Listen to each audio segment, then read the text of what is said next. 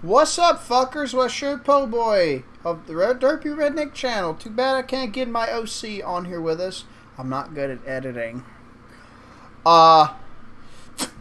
Today I'm here with another co-starring guest, Fleigenfurst. Ew. A Swiss intellectual, I would be willing to say.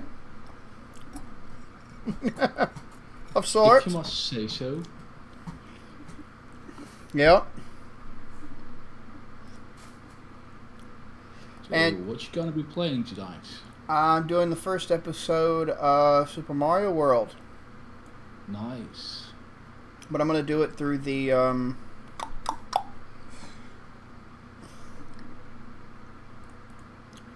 a certain version of the game. Give me a second.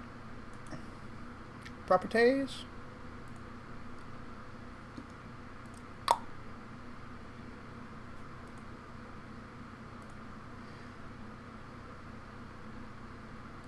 Okay.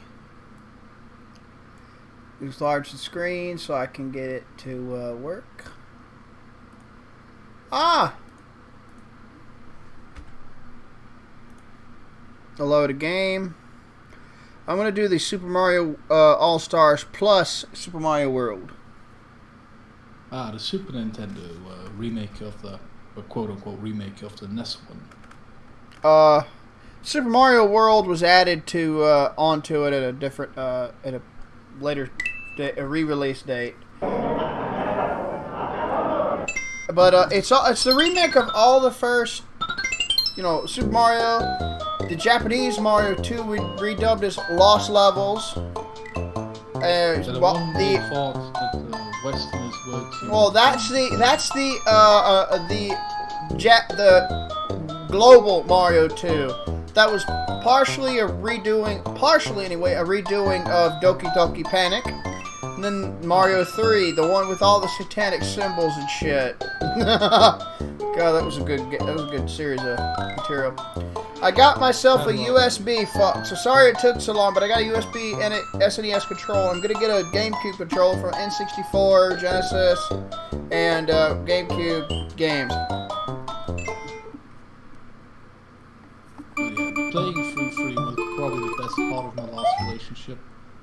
Say Kept what? Danny S on for like a week. Me and my last girlfriend, we just played through that whenever we had time, like for a week. Beating that game, which I never had as a child, that was very satisfying. 3 days. Yeah.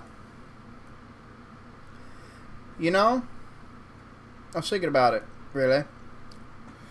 Adjust the volume on the game to turn it down a little bit so it won't overpower our speaking.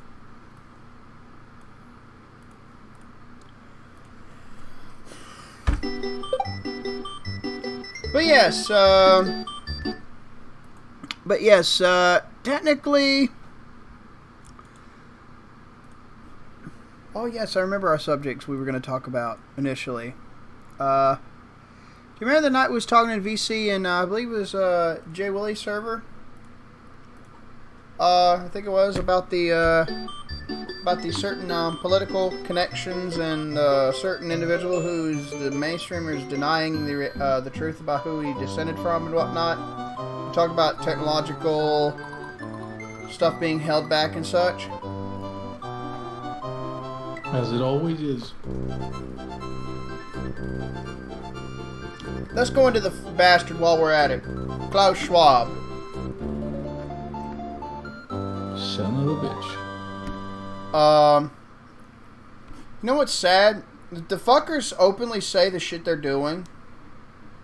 They call themselves the World Economic Forum. It's not about economics. It's about politicking in a way that controls people. Yeah, and they're even talking about that out loud.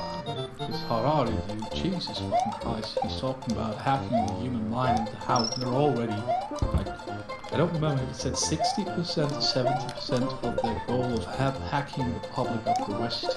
They've already achieved so much, he bragged. Oh yeah! Scary motherfuckers.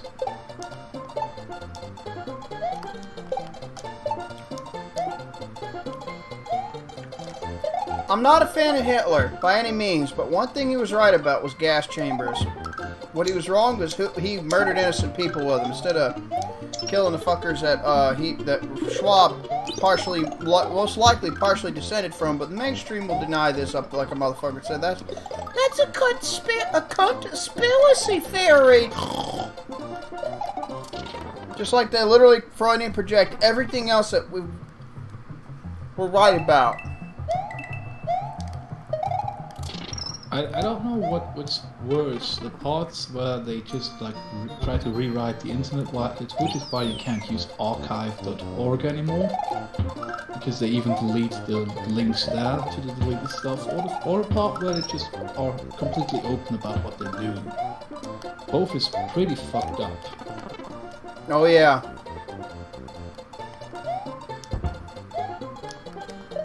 That's why they be pushing for internet censorship in all these countries around the world, because once they got internet censorship, they can control all of that information and get rid of the stuff that someone figured out and posted somewhere for good. Oh, and you don't even have today, Archive TV, they will be gone by then, because they insist of actually keeping the archives up. They'll be the first to go down if that shit happens. Well, do you know how many fuckers out there are doing backup infrastructure and behind the scenes? They keep their anonymity for a reason. So, everything they do is legal until it isn't. Well, this is the thing about my holy rule law. What justifies it?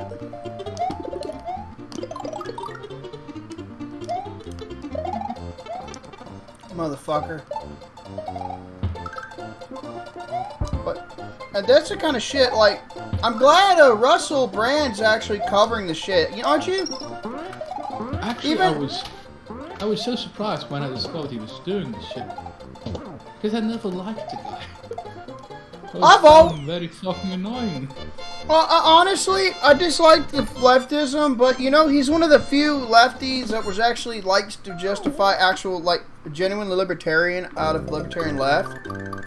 He's like one of the few out there, like, outside of Roderick T. Long and a couple others. And the thing with me is, I just knew him as an actor and comedian, and I disliked his acting, like the roles that he played in movies. I only found about his leftism after I found about his truth-seeking. When people criticize him, oh, but he used to be this and that. Shut the fuck up, he's doing the Lord's work right now. Jesus fucking Christ. Like, he ain't, what's the word? He's still a flawed human being like all of us are. We all are, the videos he's been doing in the last, I don't know when he started, I didn't backtrack to the first that was up on these topics. They are very well made. And very fair. They are, and what's funny is, what made me start respecting him immensely was back in the day, he was one of the few motherfuckers that was willing to call out the statist left and the fucking, but that's the mass majority of the left in practice anyway. But, watch most of the lib lefts that aren't really that lib screech. He called out Fox News on their neocon bullshit a lot. Viciously. Like that motherfucker went down on him. He called had like a good a way of going about things, but actually the whole political stuff he did before this new stuff, I never really watched it. Like, I mean, he's one of those types, like, these are my positions, feel free to agree to disagree or whatever, but this is what I think would be fine, and then go in on it and explain himself. But at least he was fair in giving that, even if you didn't like him, or didn't like what he had to say, at least you gotta respect that he was always from that position from the start, always presented it that way, his positions. I didn't know that, but that makes him even more respectable. Again, I just knew him as an annoying a guy who plays annoying characters in movies. And I'm not sure how to feel about his, motherfucker.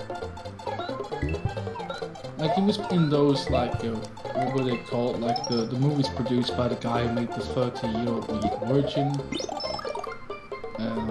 Forgetting Sarah Marshall and shit like that. Like, his characters was always weird. They didn't land, the jokes didn't land for me. All of that is like not important. Like, even the bits of comedy that he puts into his videos these days is not all that funny to me. But I don't care, because he goes about the way he processes his information and conveys it in a very fair and a very, I would say, enlightened manner, because I believe him when he says he strives to seek the truth. He's a very spiritual and tried to seek the truth and enlighten himself. That's all he tries to do in life. Now, here's where I first heard of him. God bless Aunt Sue. She introduced me when I was a lot younger to the movie Arthur. You know what I'm talking about? The rich multi-millionaire, whatever, playboy, wanted this girl and his folks, you know, that movie. You know what I'm talking about? I don't think I've seen that. It's a good one. He starred as the role of Arthur in the remake. That's when I first heard of Russell Brand. I didn't feel as strongly about that one as the original, but I still liked it based on my memory, if I remember correctly. But I also saw some of his stand-up back in the day. I did think it was pretty fun. I would think it was comical, but it had some grains of truth to it, like you know. But I disagree with the leftism. But at least he's more of a libertarian lenient type, and genuinely libertarian lenient at first, you know. And if I understand you correctly, he was always interested in conversation. Oh yeah, he was always interested in as open and fair dialogue with others as possible. That's why I love the guy. I adore the guy in the most platonic fashion. Or if he wanted to be, you know, if he wanted to, if he was wanting to adopt me and I adopt him in that sense, we could be like brothers from another mothers. I'd be fine with that. Absolutely dandy, right? So I do appreciate the guy immensely. Heck, if the traveling restrictions weren't still like. Oh yeah, if that wasn't so. Pull up your nose, I'd probably go even watch a show of his in England. Yeah. They won't stick that 10-foot pole up my nose. I'm sorry.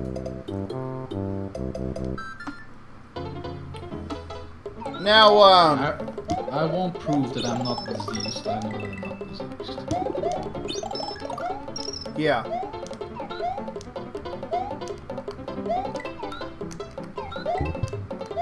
By the way, can you drop me a link to where you stream so I can see you playing as well? It's not a stream. I literally do a recorded podcast because it's easier for me to do. Oh, so you. Yeah, that's what I. Video is. It's a video podcast, literally. Too bad. I mean, if your machine can handle it, you could probably like share the window. Give me a second. We're talking. Let's see if it works. But only if it doesn't drag. I see things now. Very nice. I'm gonna turn the volume down on that. Well, thank you.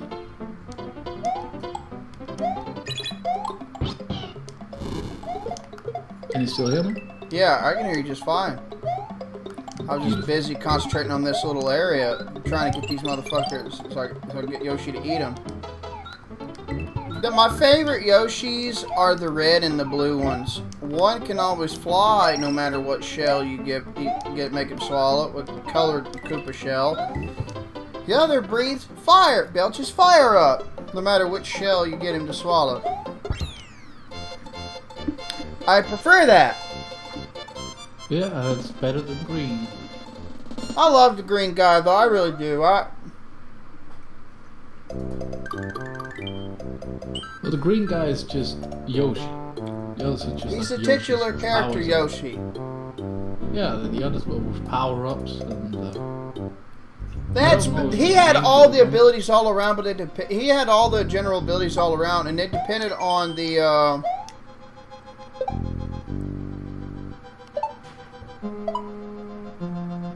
But he had the... they all depended on what kind of shell he swallowed.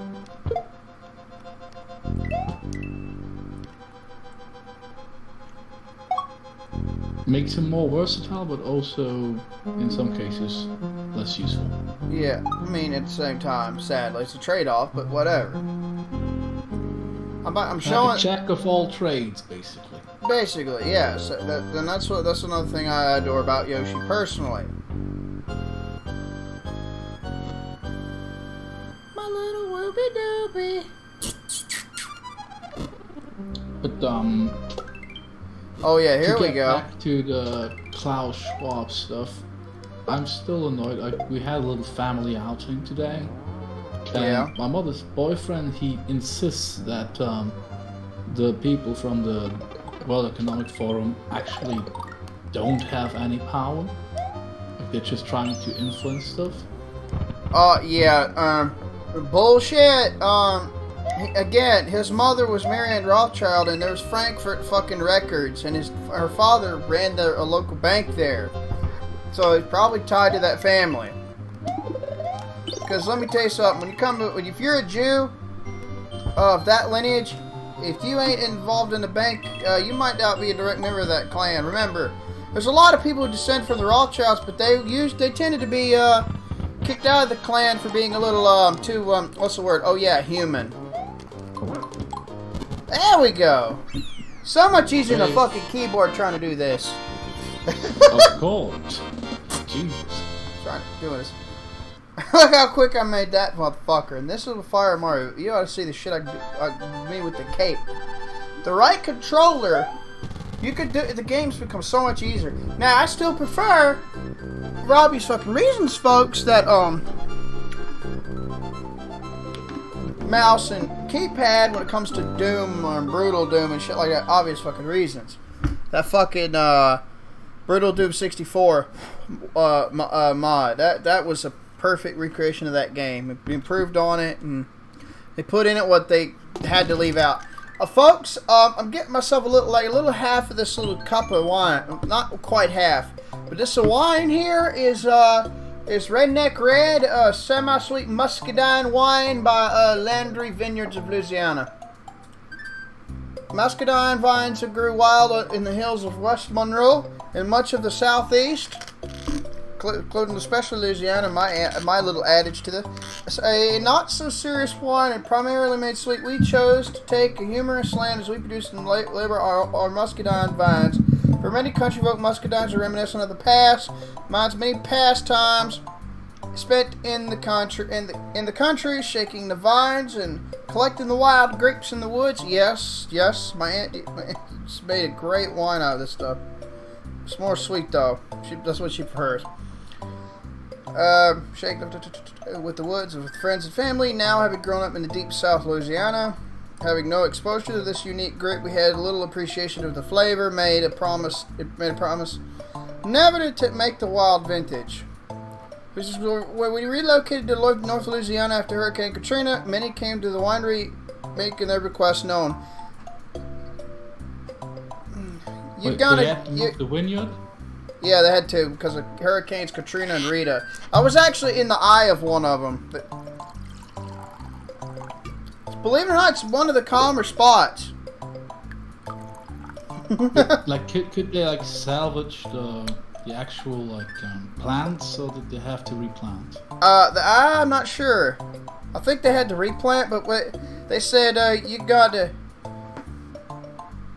make that muscadine wine. Are you gonna make that? So here it is, Redneck Red Muscadine wine. It's not so bad after all. And I agree. I like the taste of it. I don't like sweet wines, but I do not mind this one. Reminds me that I gotta try the local wine Like there's ruin of a castle that during the religious war after like the Calvinists in Zurich, the Hussites tried, like they started wars with the Catholic regions. They just decided to tear down this medieval castle, even though that was far older than the whole conflict. And they destroyed the vineyard that was on the side of it. And I think it might have been about the same time as Hurricane Katrina when the city decided to plant a vineyard there again. The first couple of years when they produced it was shit. Well, I tried the bottle and I never tried again, but I know that with every year these grapes. These grapes get better, so that reminds me that I should give it a chance again, you know? Yeah, now my preferences are, my preferences tend to mostly be French wines, but I don't mind an Austrian or a Greek or an Italian. I do cook, oops, sorry, I had to scoot my desk up a little bit and slightly lower this, oh, there we go. Lower this a tiny bit. Oh, you mother... There we go. But my preferences so far are Pinot Grigio, Cabernet Sauvignon, Sauvignon Blanc, Pinot Noir, and Merlot for so far. I do want to try a Greek wine or two one day. What about the Italian ones? I cook with Marsala for certain things. Because like around here, most people prefer like Italian or Spanish, and the Spanish, I never liked them very much. Most of them have like this needy, how do you say this in English? You know, like Play-Doh. This kind of dough that kids play with, and I have to admit, like the reason I know what it tastes like is because as a stupid child I once like ate some of it, or tried to eat it. And the Spanish wines, they have some aspects of that I don't really like. It sticks to your palate too much. It's very it's got a lot of aftertaste, and it sticks around way too much. Speaking of a Spanish product. Speaking of a Spanish product, Taylor, New York's cream sherry, the Taylor Wine Company, makers of ports and sherries, with tradition dating back to 1880. They grow Spanish grapes and strains used for it, and they make their own sherry. And it's I use this in my eggnogs and stuff. Oh, I did finally upload that recipe, Eggnog McSavage. I called the video. Nice. I put a clip at the intro that explained how I make my own eggnog latte. I actually forgot to save that link when you posted it. Check it out whenever you feel like. I ain't in a rush. I ain't gonna push you. But it's there for everybody who wants to see it. Give me a second. Sorry, everybody. Hello?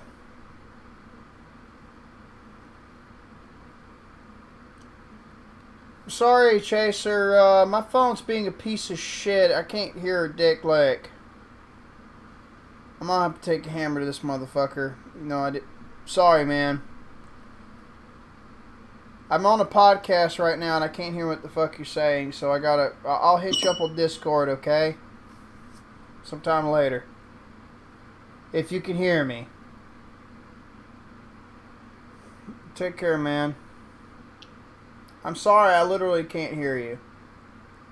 This thing's a piece of shit.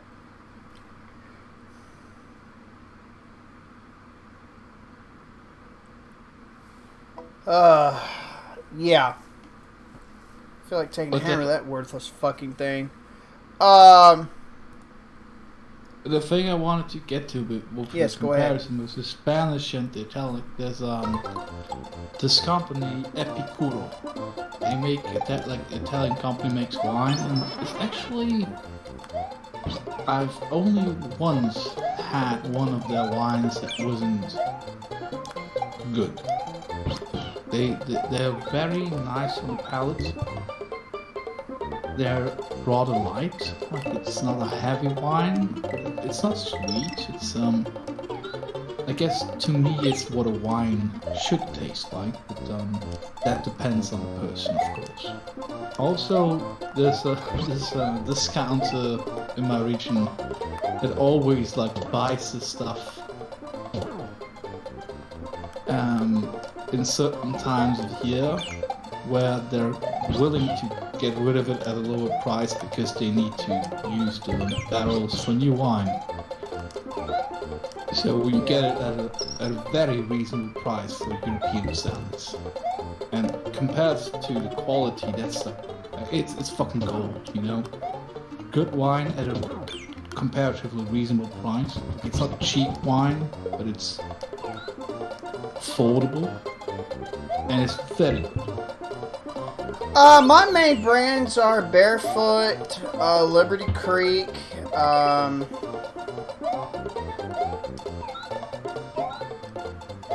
and Landry's Vineyard, and the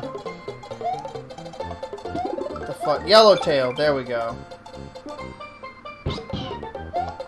I believe Yellowtail is good Australian. Hey, the Australian wines, they really... Oh, they're dope.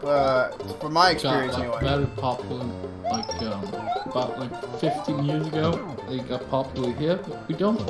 They kind of lost their buzz after a while. You rarely see it in the stores anymore, sadly. They were good.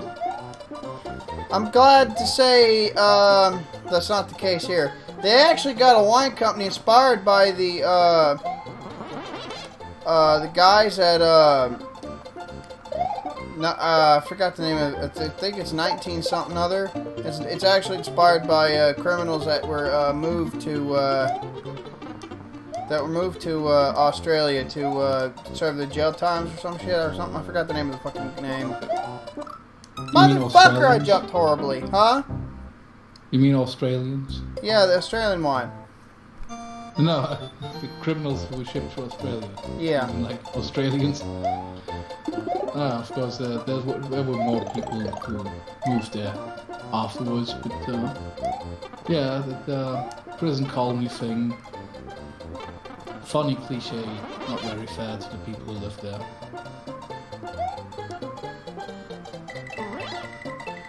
I hear Australians are terrible people if you visit Asia and you meet Australian tourists because they go there because it's cheaper.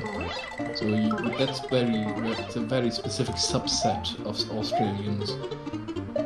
Yeah.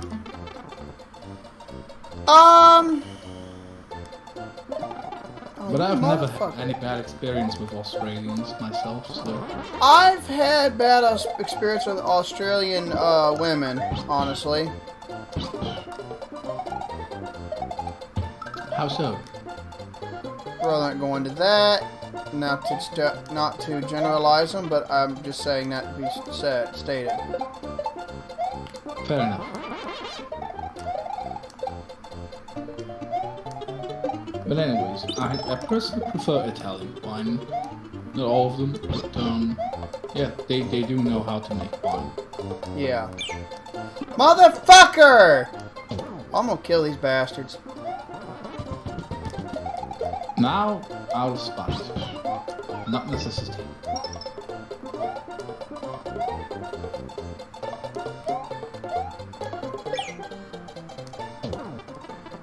Oh shit. Fuck that baseball. I hate that guy. I hate him. I fucking hate his ass. It's the ones that throw the fucking footballs. They're all those guys. Those typical strains of Koopa.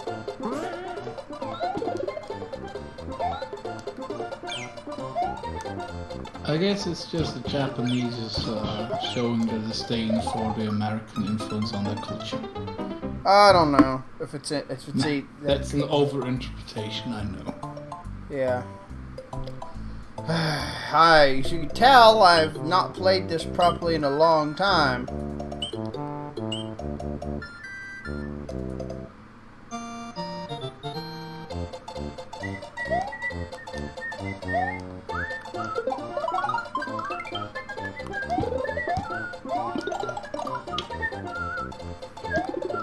Also, always kudos to the composers of the Mario soundtracks.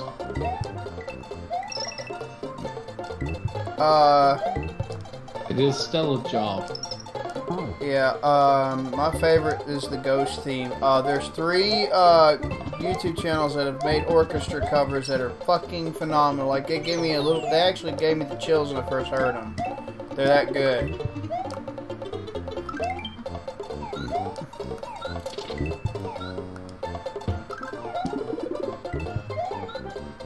Not gonna go up that line. Maybe you can't with Yoshi, I suppose. Yeah.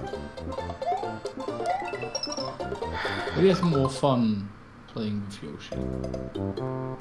I mean, I do need him now, technically. I'm gonna need him eventually, but actually, what I'm trying to do. Oh, come on, fucker! There we go.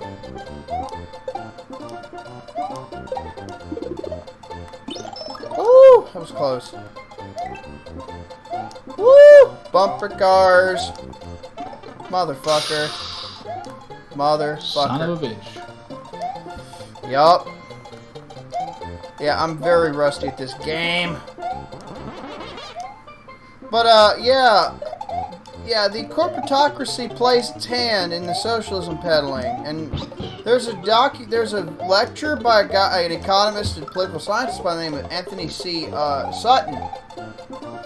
And he did it, and it was back in the 70s. It's called Bankers Love Socialism. I hate to say it, but the fucker's correct. Well, not private bankers that are generally private. Not in the, and by private, I mean a banker, someone who wants to be a banker, actually established a bank system on their own property or bought a property and put it on with their property rights. I mean the fucking corporate shit. Yeah, the ones who like made bank out of the crises in the last. How many did we have in our lifetime? 4? 5? I thought it was 6 because there was the Hong Kong flu pandemic. There was the housing bubble, which was caused by regulatory structures and all that. Thomas Sowell, I love that guy. Absolutely, he explained it, and so did the Austrians. But the Austrians predicted this shit. They got laughed all away, and they say it away. I disagree with Chicago in a lot of areas, but I don't. Motherfucker, I'm terrible. Don't get me wrong, guys. I reject monetary theory. The supply of money should not be literal.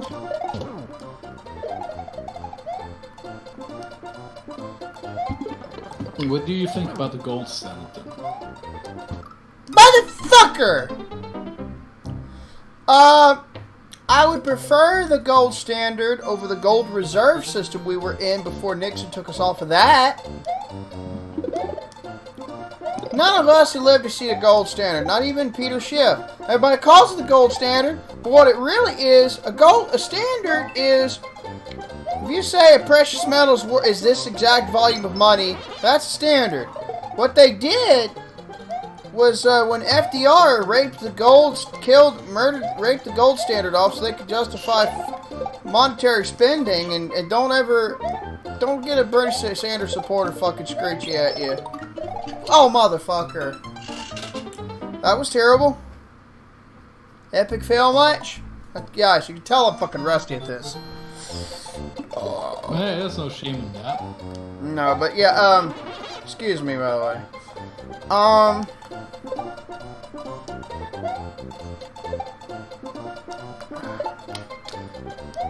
was trying to say, oh yeah. A reserve is where they can exchange however much gold for however many paper notes at the time. I'm not afraid to say this. I don't give a fuck who disagrees. Fuck your opinion. Fractional reserve was always a fraudulent thing. Suck my ass. Rothbard and HBAR, I believe that's the name of the channel. Correct me if I'm wrong. We're both correct. But at least when you don't have a central bank and a corporation system created by the government to collectivize people, persons, and property rights into an entity created by the state. You motherfucker, you. Oh god, it just reminds me of the terrible goings on in Ireland, where they're now referring to the houses owned by individuals as the housing stock. Oh, oh They're Christ. so close to the zoning people, like they just did a census, like they're currently doing a census, where they ask people like, how many rooms does your house have? And then they have a definition of like, what is a room? Like kitchen, it doesn't count, toilet, shower doesn't count. And how many people are living in that household? Considering that they're proposing a law that probably will go through, where the government gets to disown people, like it's like an old granny, like she and her husband raised a bunch of kids in that house. Her husband died, the children moved out, and now she's just living in the house that is her house. And they want to reassess if it's good for the country and the people that she would live in that house instead of other people. Man, being subjugated by literally everyone on the planet fucking softened them.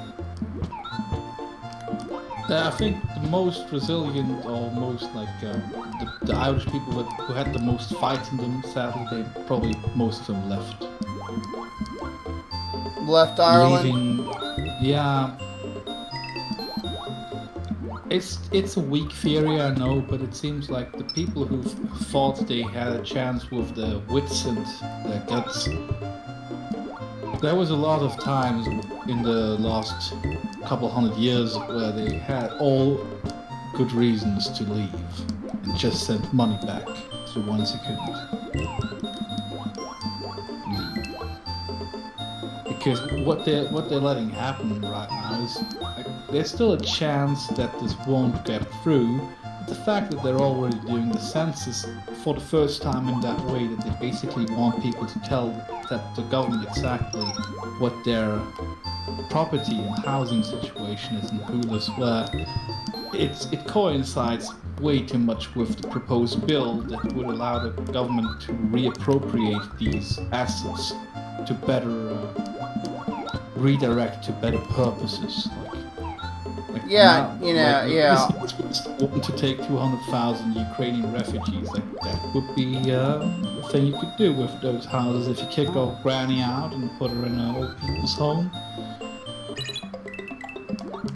Why fucking do that in the first place, though? That's the problem. Like, what the fuck, man? It sounds so terribly evil that it's hard to believe. Every time a leftist like Nate, the mutualist, I will not call him a voluntarist anymore because they're peddling that Prudonian blue pill bullshit. Private property statist, state fiat. Oh yeah, if that's the truth, why is the state doing shit like this? Fuck off, leftoid. You're out of touch, son. Shut up.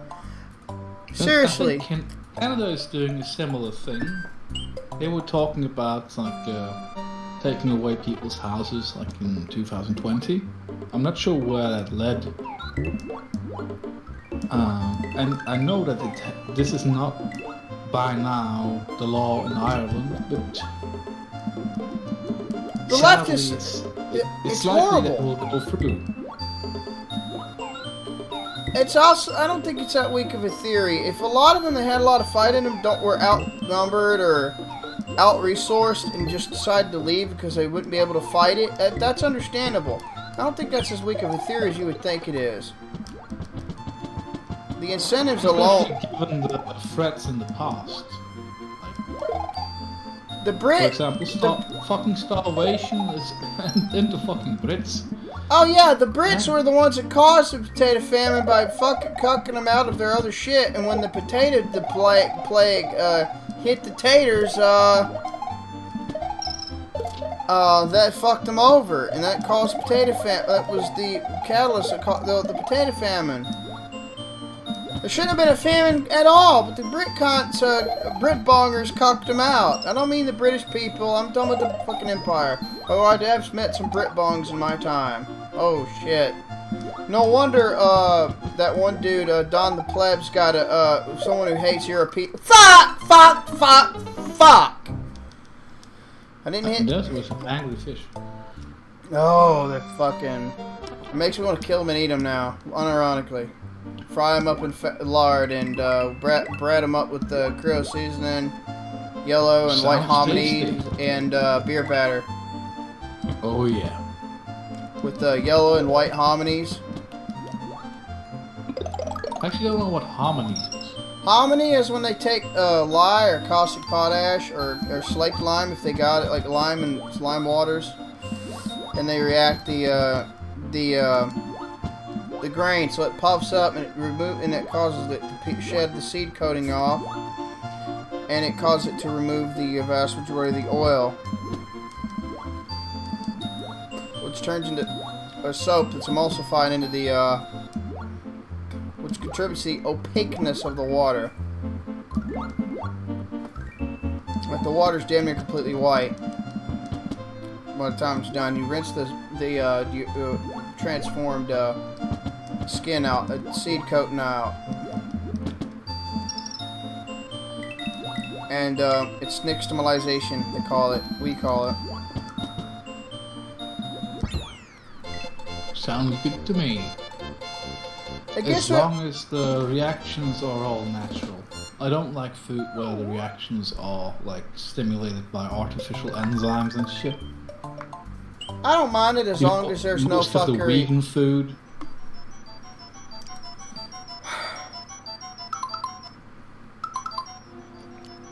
Alright guys, there we go. You went all suicide bomber, but you didn't kill any of them. Well, they're ghosts, so how am I gonna suicide bomb a ghost? I don't know. We're not ghosts. Well, maybe that would be an exorcism. Yeah, it'd be an exorcism, like, I'm thinking, Stink Meaner from Boondocks and, Uncle Ruckus.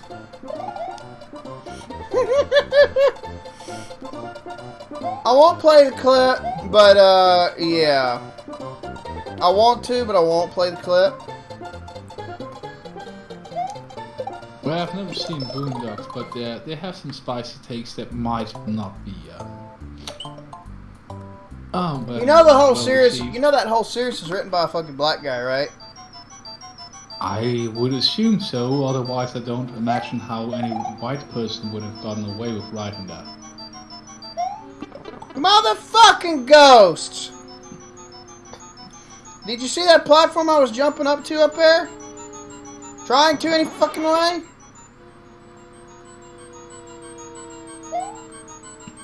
This one. Yeah.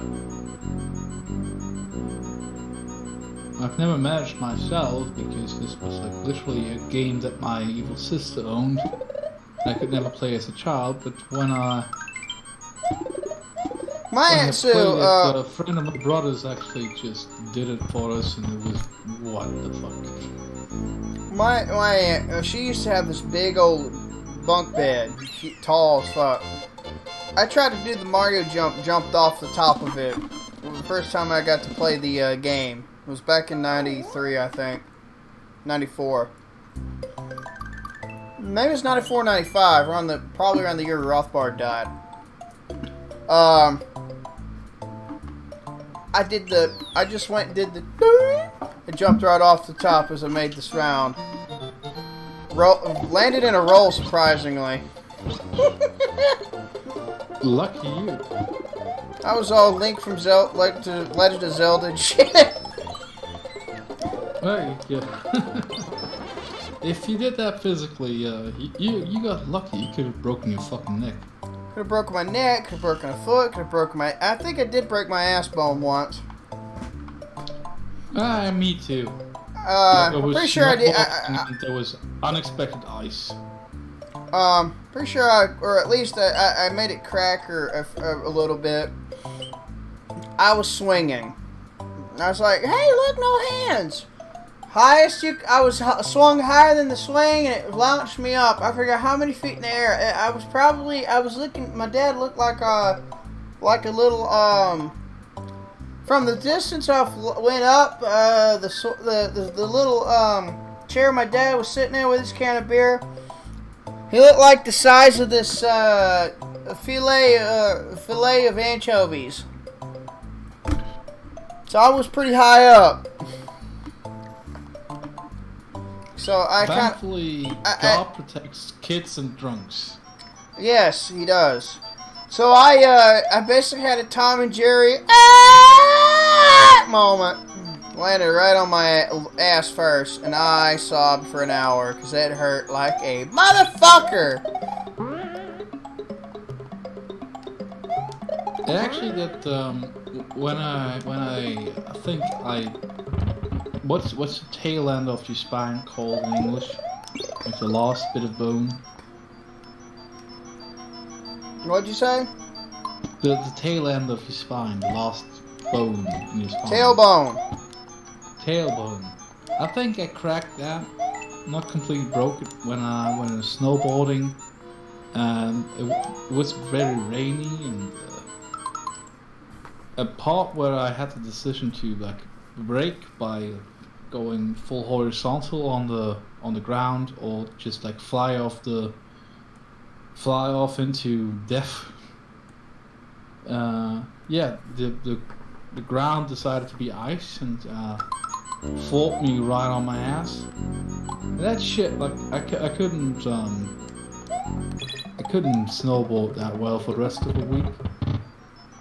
Which is funny because when I was younger, when I was still skiing, some asshole kid in my skiing class, when it fell, when he saw that I was driving up, and actually put his skis in front of mine so I would fall as well, which almost cracked my skull. I was bleeding all over the place, but I still won the ski race the next day because I'm no quitter. I wasn't. Now I'm kind of a quitter. Not so much though. But I had the spirit when I was a child. Don't know where that went. I guess I drank too many of those spirits myself. No, I think the eventual development of Clown World fucking robbed it. It was molested. Kind of like my sense of shame in 3rd grade. Oh man, now that I said something, now I gotta tell you the story how that fucking happened. It kinda do. Give me a moment. If I get the fuck up here! Just evade those fucking ghosts. Oh, I didn't know that. There's a wine. I didn't know that was there. I seriously swear to God, I didn't know that was there. Oh, that's right! Fuck me sideways. Not literally. Son of a bitch! That wine was a trap. Fuck that wine. No, it was the ghost. The spookables were the trap. Speaking of traps, on one hand I can see. Oh shit. Fuck! Oh.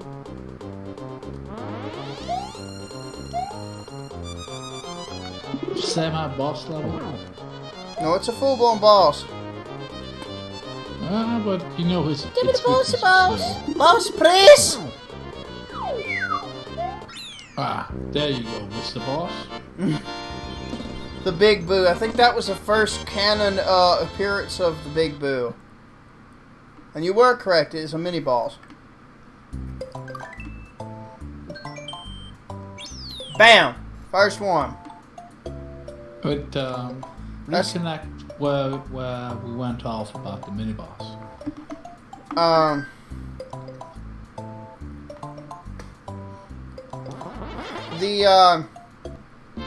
Basically, kid got his. I swear, because I felt some kid's hand brush by my fucking.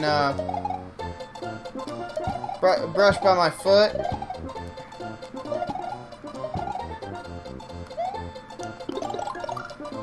And basically, I landed taint first on the monkey bar ladders. And I fell down. I landed taint first on the monkey bar ladder.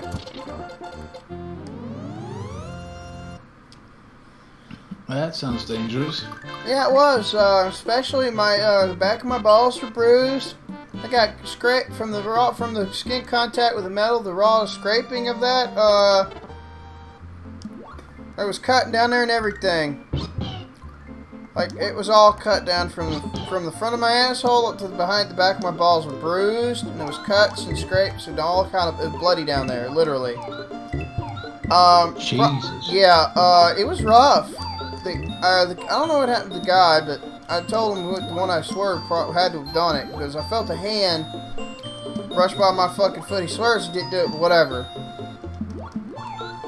No, they will never admit if the prank goes wrong. They never do it. No. Just like that time that my dad threatened to kill the fucking school board for what my false R&R, and Noda had to get sent home. That caused me my dad to pull his belt on me for the first time, threatening to beat me with it. Very first time. In 2nd grade. What is it? Lester? Let him outside for a bit. He was having a fit in here.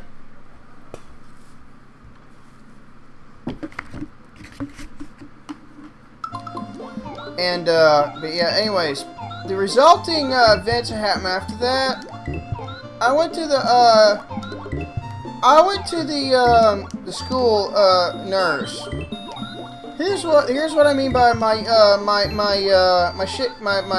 sense of,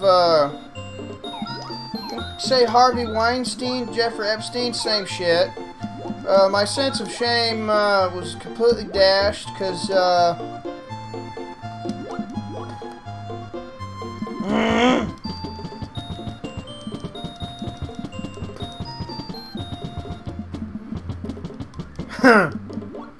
to be blunt with you, they had my, the nurse had my legs spread wide open so she can doctor down there, but she left to go to another room in the little, it's like a 3-room thing, like there's a room that people were hurt, went to the bed or horribly sick, would stay in that bed until they got picked up or got taken care of. And then there was a little room where it had all the medical equipment for nurses for availability to them. She left that fucker wide open. Full grown-ass son bitches and kids of both genders or sex, basically synonyms. Unless you're a leftist retard. All could see it, and they was pointing and laughing. I basically said, "Would you please shut the damn door?" That's inconsiderate to say the least. Oh, no shit. No shit. I'd rather been shot that day. I'd rather be shot in the back of the head that day. Oh yeah, everybody can see my bloody taint, bruised up dick and balls, and front part of the asshole, everything. They can see it all. Kids of both sexes, girls especially, were laughing, pointing. Oh, I hated that bit. I hate the bitch that did that ever since. You know what's the most scary part? That's normal. That's been normalized for years is one thing, but go ahead. There might have been at least one kid or human, to say the least, walking by seeing that is masturbating to that image to this day. So, what? Repeat that. I didn't catch it. Or do I want to hear it? It is impossible that one human who walked by and saw that is masturbating to that fucked up image to this day. That's not a human. You know how fucked up people are? Well, those are not people. I refuse to call them human beings.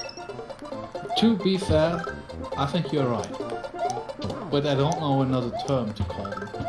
Subhuman, rabid beast, hell spawn, bastard spawn, animal, sub-animal. I just hope if that was the case, it someday a piano or an anvil falls on their head.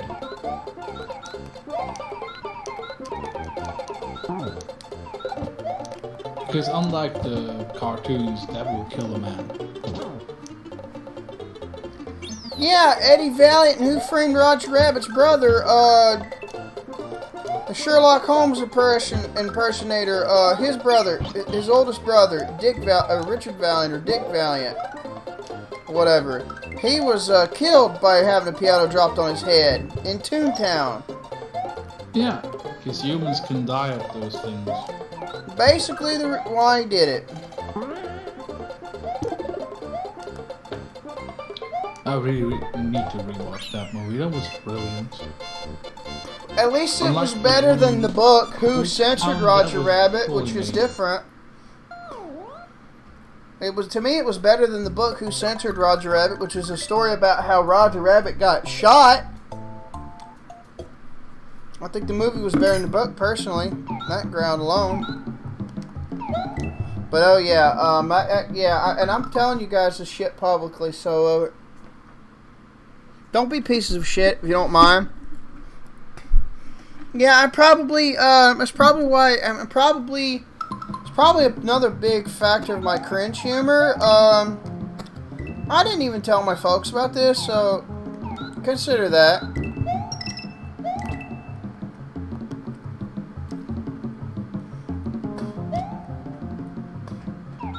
I appreciate when people share this stuff with me. Therapists are sexist or they're commie asses at this. They've been for years and say, I had no idea authoritarian leftism was going to be this big a problem. That's because you're mostly fucking leftists, assholes. Silence wenches. If any profession should not be involved in all of this gender bullshit and anything, should be psychologists and psychiatrists. Sadly, they seem to be the most involved. Well, there's a business around. Fucking scary. Well, there's a business. It's the same thing that they would it's the opinion. They made it to where it's the opinion of a head quack to say if they're fucked up in the head like this, then they're not held responsible. I don't want opinion. I want fucking facts. Did this son of a bitch do it and knowing what was wrong, it was right or wrong? Oh, well then kill him. Gas him, hang him, I don't give a fuck how you do it. Kill his ass.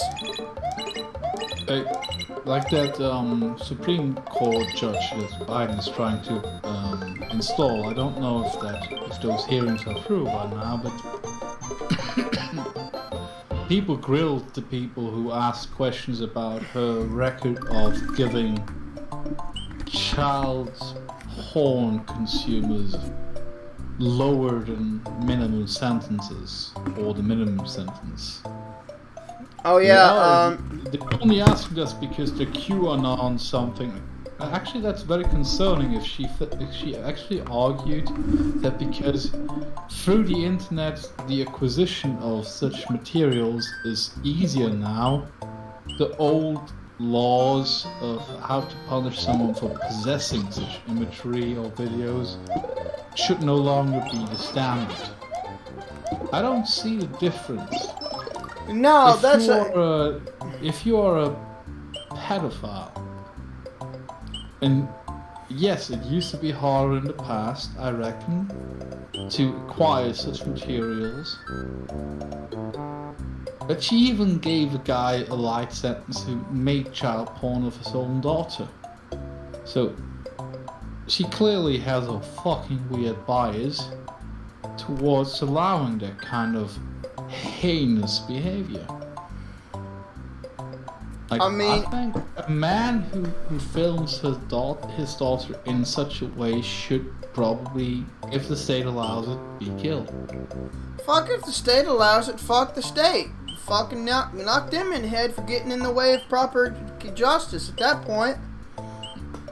I'm not gonna advocate that for legal reasons, but that's my view. I'm just saying, if the state has a death penalty, Use doing it, to and your it's. own kids, yes, you should be killed. But if the state doesn't do it, then I'm okay. I'm not gonna advocate, but if anyone wanted to be a vigilante towards that kind of behavior, and Then that vigilante should get a very mild sentence for killing. nah, don't even get. I would not. I would help. I would not. I would actually send money to someone to keep him out of prison. That's what I'd do. All honesty. I wouldn't even, I wouldn't criticize them if they shot a cop or trying to get in their way to stop them from doing the right thing.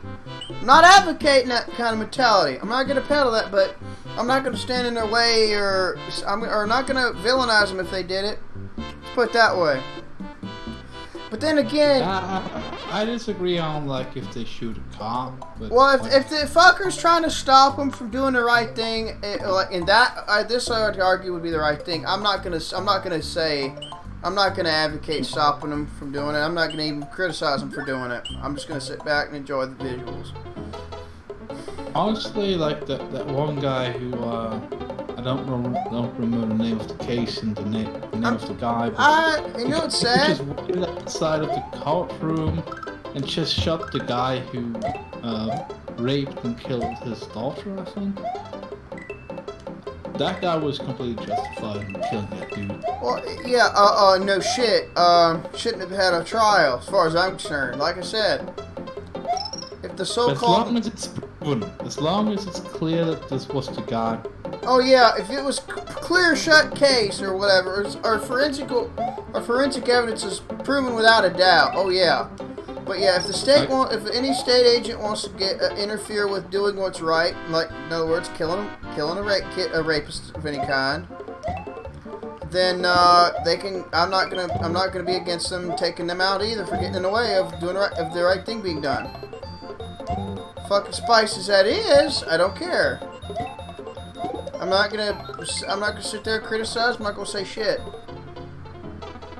I'm actually gonna smile, if anything. Yeah, like that's just me though. We disagree on the if it's okay to kill a cop in the process, but we agree on the general notion. Yeah. I don't justify cop killing. I'm not a Sada Shakur simp. Okay, like I'm not a Castro simper. Asada Shakur twat like the BLMers. Like if it's like you miss the first time and you shoot a cop that's trying to protect a guy who raped your kid, I won't blame you. Like you don't have to be a perfect marksman to take revenge on a person who killed and raped your child. Yeah, that's smart. That's but yeah, don't get in the when the moment a cop stops being a peace officer and starts trying to be questioning and challenging what the legislative body tries to say versus what's right and what's wrong based on the human rights and constitutional angle in my country's case. The moment you stop weighing any policy legislation against that, oh motherfucker, and you stop doing that, you stop being a cop, you become a cockroach. I'm gonna look at you like SS, alright? At that point. Just be warned. Following orders without using your brain.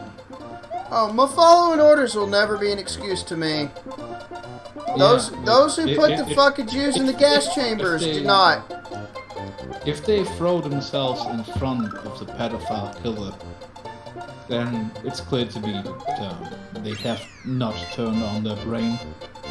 Well, no shit, but I'm talking about a lot of situations. Like if you're gonna try to enforce gun confiscation or gun control, which if you go look at Chicago, Detroit, New York City, okay, New York, sorry, okay, not spicy shit aside, New York City, California, most of it, the ghetto half of New Orleans. It's like 7 or 8 places. Oh, excuse me. That it goes into this crazy shit, right? They're the most staunchest gun-controlled fucking places in the country. And if they were removed, We would be the 189th most gun violent country in the world. If we got those out of the statistic, we'd be the 189th the last time I checked. Most dangerous by gun. But don't tell a regressivist like Jimmy Dore or all them motherfuckers that. Don't even tell that bullshit. According to them. Even though it's being pure factual. Even though it's a fact, don't tell them that. Like, one thing that I don't think was proposed, but maybe someone proposed it, like, if you have registered gun owners, you should probably check if they keep their guns in the secure storage. If they are so inclined to register those guns, to prevent stuff like Columbine and shit, where kids just took the guns of their dads or mothers, I don't know. Like, that's fucked up. If kids have access to guns because their parents are too lenient with, like, locking the guns up. If you are this kind of this persuasion to register your guns, which I don't even know how many states demand that you do that, but if they all do it. They all do. They all do. But then just make sure that they're stored securely, so no shit. Look, what are you doing? What are you doing? What do you mean? Sorry, I got my boy Cookies crawling on my desk and shit. What are you doing? I think responsibility is a large part of gun ownership. Well, here's the thing.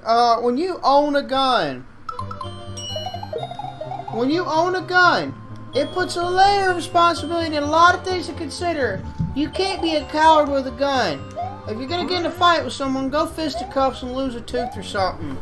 Be a proper fucking functioning mortal being. Don't be a coward with a gun and pull it out on someone when it's convenient to you, like a chicken shit piece of fucking garbage. Okay? Fuck off with that. I was just saying, like, I don't want the kids or even we don't need more wives. Elliot Rogers. The dude was hated on by everyone around him, and he was probably a autistic nerd, and couldn't get any, so or got turned down too often. I was gonna tell how what all really happened, and it was probably stewing in his head for the longest time. Like, there's no fucking telling, like, what, you know.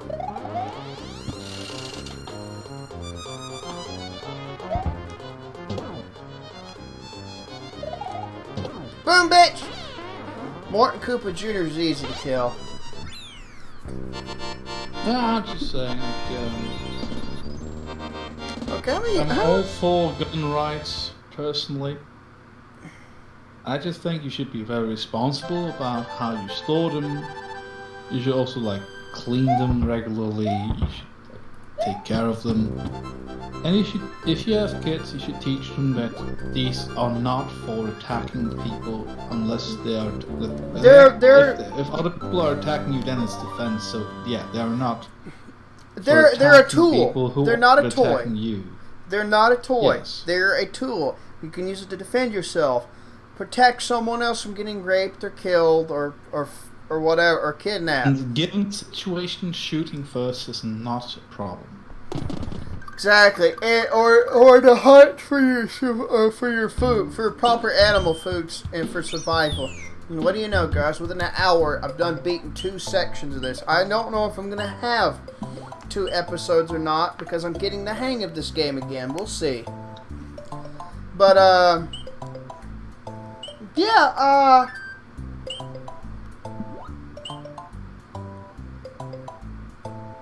it's just like, be responsible about your guns, be responsible about your kids, be responsible about your spouse.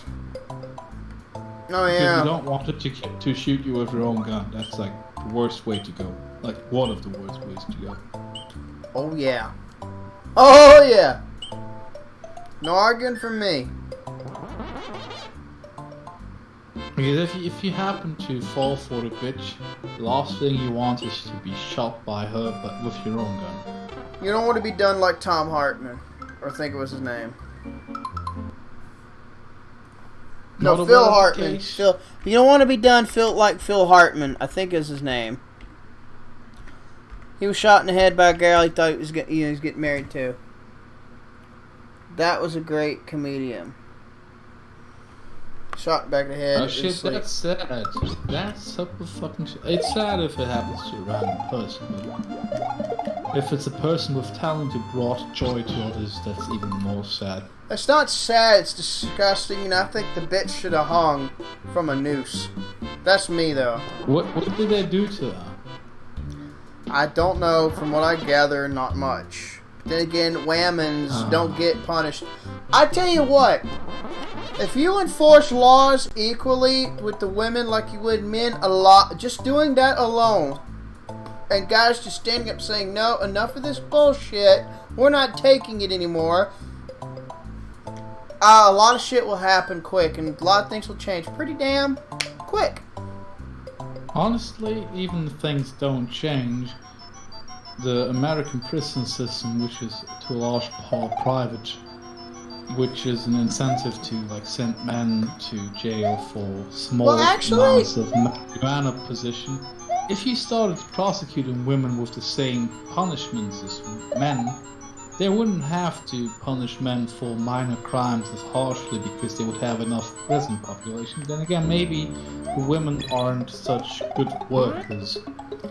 Honestly, Mom Harris, like she kept men in prison just because they were that good free work. I'm gonna have to do a minor correction because a lot of the systems are. You remember that video I talked about? I did sometime, or not too long, a little while back. I said corporations are anti-capitalistic because the way they function, they are, or they don't start out as such, but inevitably become anti-capitalistic, essentially. Yeah. Well,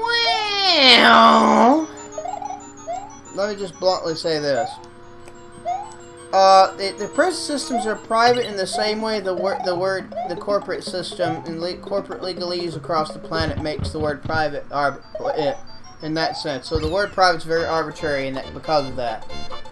Now, just because they're private, they're still subject to all the regulatory demands of the federal system. So just because they're private, quote unquote, doesn't change shit. Just saying. But how does this relate to sending more more women to prison for a longer time? You'd have to change the way the legal side of it at a local level, make it cascade outward. Oh yeah. Like so you're gonna have to change leniency. Yeah. You're gonna have to put counter pressure against the federal system. What the private prisons have to answer to ultimately. You see how that private company rhetoric comes in? It's where it comes from largely, to some extent. As the French would call it, it's a mariage. Or a marriage, to use English. They are too intertwined. Corporation systems are a bitch. They're created by the state to bind as a tax collecting system. And it's also collectivizes properties, businesses, peoples into into a collective and very collectivistic at that entity system called a legal person that's recognized by the state as a law system. Yeah, I wish I was making this shit up, but yeah. Sadly, it is what it is. That's why. Actually, asked my sister today. Like their house is heated by gas. Like what amount of more, how much more it's going to gas cost you for the next month, like 200%, and that's mild compared to other parts of the world. But I personally have this, like, after seeing how many houses in the US that people couldn't afford anymore were bought by BlackRock, I think this is part of a plan. Well, you gotta remember, Waking with JP was accurate in everything he said, but one issue about his video about the World Econ cuckery forums and the BlackRock bank system. Who owns 48 of the 50 world banks that create the note systems that are headquartered in the Federal Reserve, in the Bank of England, and probably some political ties in Israel too, because of the last name. I'll give you, and I'm pretty sure Klaus Schwab is probably blood tied through his mom, because again, I've said it at the start of this. Who are the ones? So the answer is probably the most obvious. Say it, them. Rothschilds? Yes. Even Robert Kiyosaki's gonna blatantly tell you this shit, unless the video gets censored. Boy, I'm glad I saved a copy of the top of the video where he did that shit. It's probably gonna get censored in the near future. His last one, we talked like a year ago or two, like a year and a half ago, or whatever, got removed from YouTube, where he's talking about how the like how the General Board of Education works with the federal system to tell people what can and cannot be taught. So there's a political power incentive against, okay? A political power incentive against teaching people things like financial education, because it loopholes your whole power structure.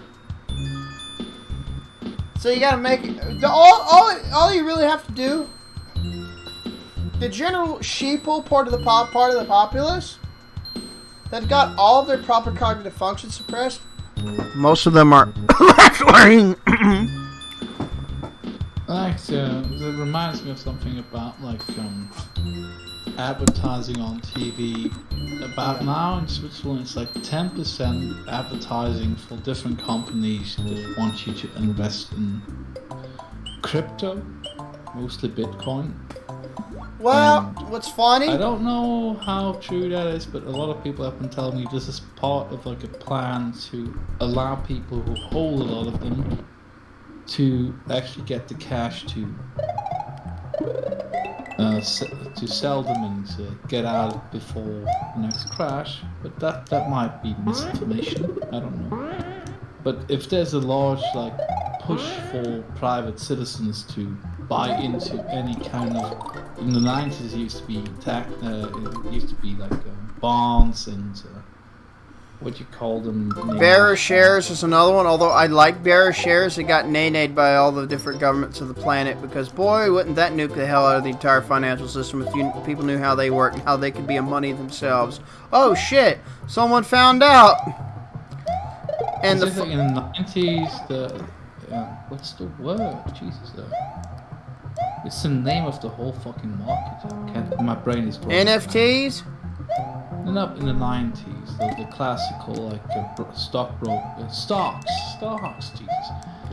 They got a lot of civilians to invest all of their savings in stocks, and then all the big players pulled out when enough cash flow was created. And they stole about, like, I think the estimate was $80 billion from the average American citizen. And it feels reminiscent of that they now want to get a lot of, like, people who don't know shit about crypto or stocks to just put their actual money in there, so that the people who want to pull out can. What I was trying to finish, the prior point I was trying to finish though was, what's funny is Robert Kiyosaki's video was talking about how the Directory of Education and the DOE and stuff had to tell people what not to say and what they can and cannot teach, and tells the teacher union, works with the teachers unions to do the same thing.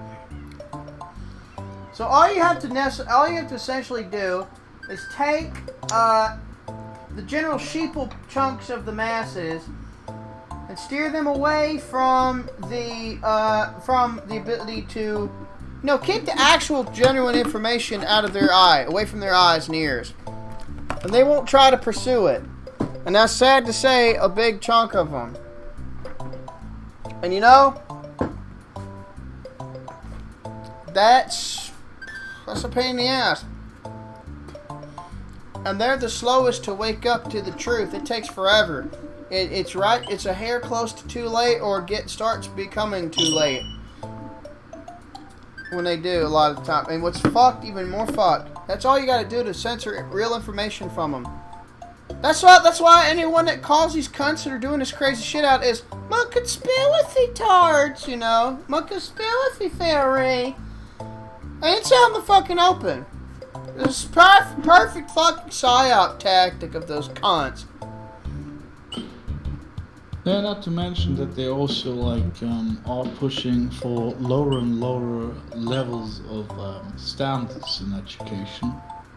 Like in my country, people can now graduate from the level of school that you have to partake in without knowing basic German.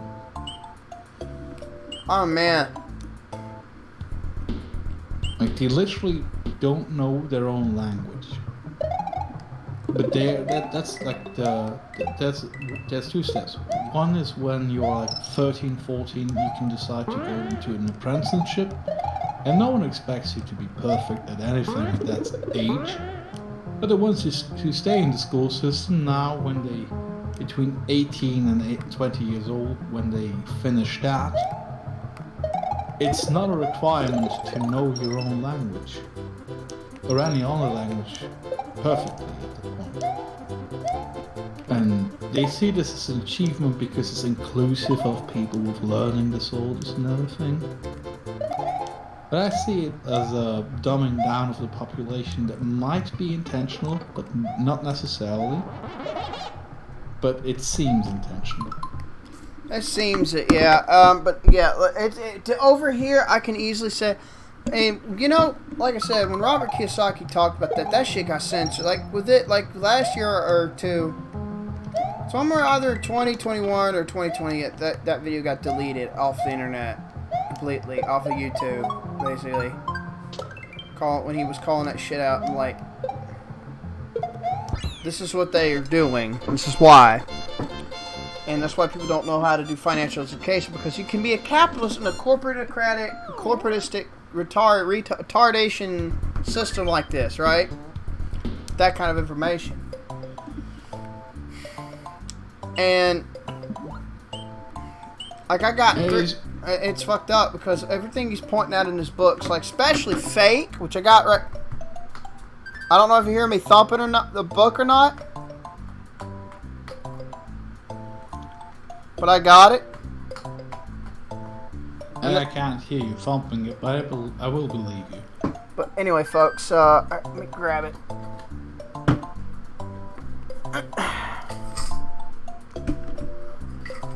Got this one. Cookie, what are you doing? See, I got it. Fake. Fake money, fake teachers, fake assets. How lies are making the poor and middle class poorer. Robert Kiyosaki. Got Rich Dad Poor Dad, and I got Second Chance. I got those are the three books, and everything it's said is fucking truth. He's even confirmed what I've been saying about corporations, but not exactly in the way I would openly say it. But he does admit they're an entity system that can ensure the rich can secure their richness, depending on how they use them. And he talks about that too. And he has a whole book on how to own your own corporation. So you learn how to play the fight. You fight the corporate game and win. Essentially, give a baseline to go off of to go into further researching into after you read the book. Sounds fair. Yeah, his books. He's one of the few billionaires that actually gives a shit about the populace, right? Like the entrepreneur, inventor, scientist, Bucky Fuller. No, I don't think so. That's tragic. He made the. You ever heard the book The Grunch? The name rings a bell, but I've not read It was written by. It was authored by him. Robert Kiyosaki quotes Bucky Fuller quite a goddamn bit, and or should I say, God blessed bit. Funny the term goddamn. You're not damning God. If anything, you're asking, or you're either asking him to damn something, or you're assuming he's damned it when you say God damn it. Because if you're gonna cuss God, wouldn't you say damn God? Think about it. Like, really think about it. If you want to just blaspheme, you would just say damn God. Yeah. Or God be damned. Yeah. God damn it basically just means God should damn this shit.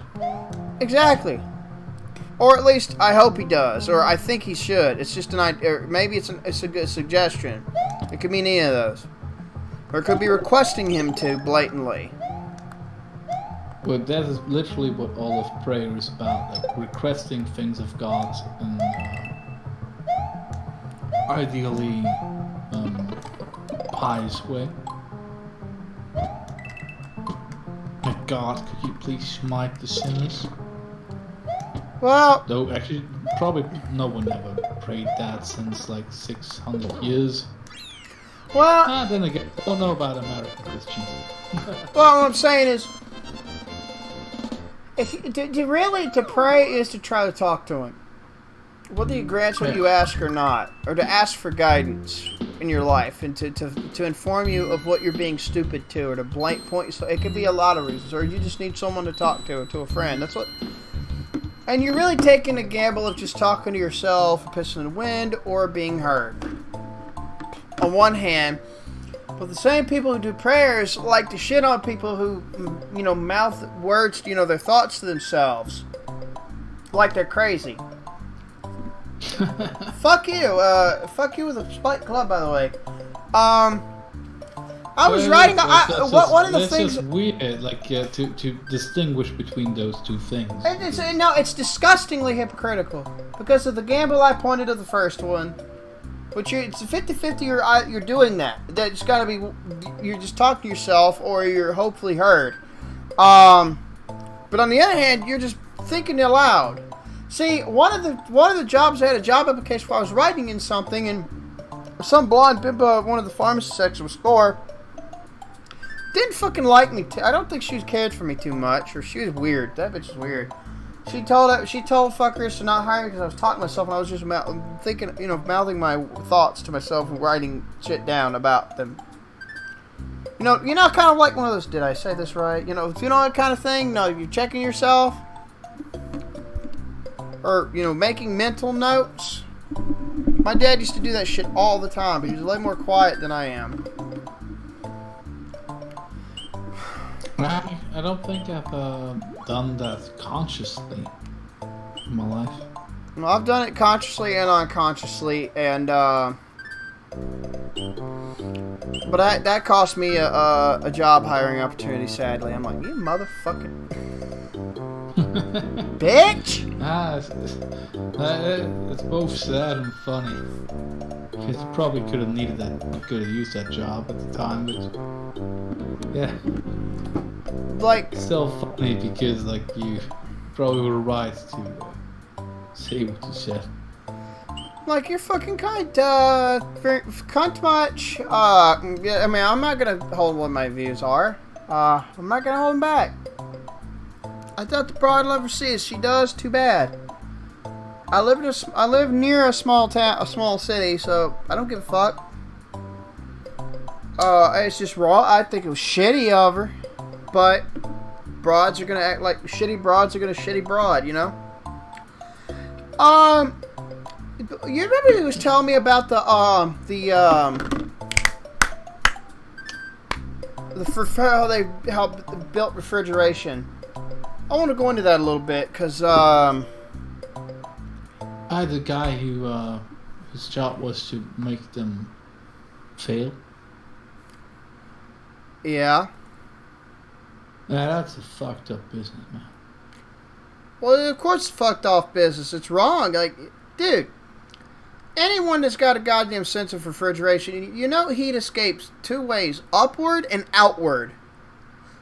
You go look at the industrial refrigeration units where the cooling system coils and compression systems are on top.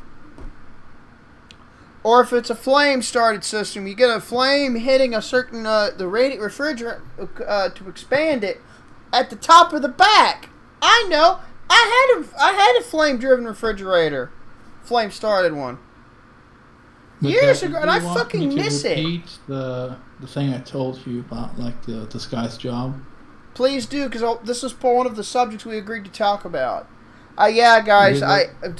Before continuing on, I cut the game out, and I basically stopped playing it. So we're gonna continue the convos like this right here, so we can spare some time to talk more about this, so I won't waste too much of the amount of time I'm playing that game, so I won't beat it too soon. I want to get as many episodes as I can out of the game. But go ahead, continue. Tell them what you told me. So I'm about to grab this little booklet and a folder. I'm trying to pick it up where I started off telling you. Like, there's this guitar vendor that I used to go to since I was like 15 years old, and he also teaches guitar.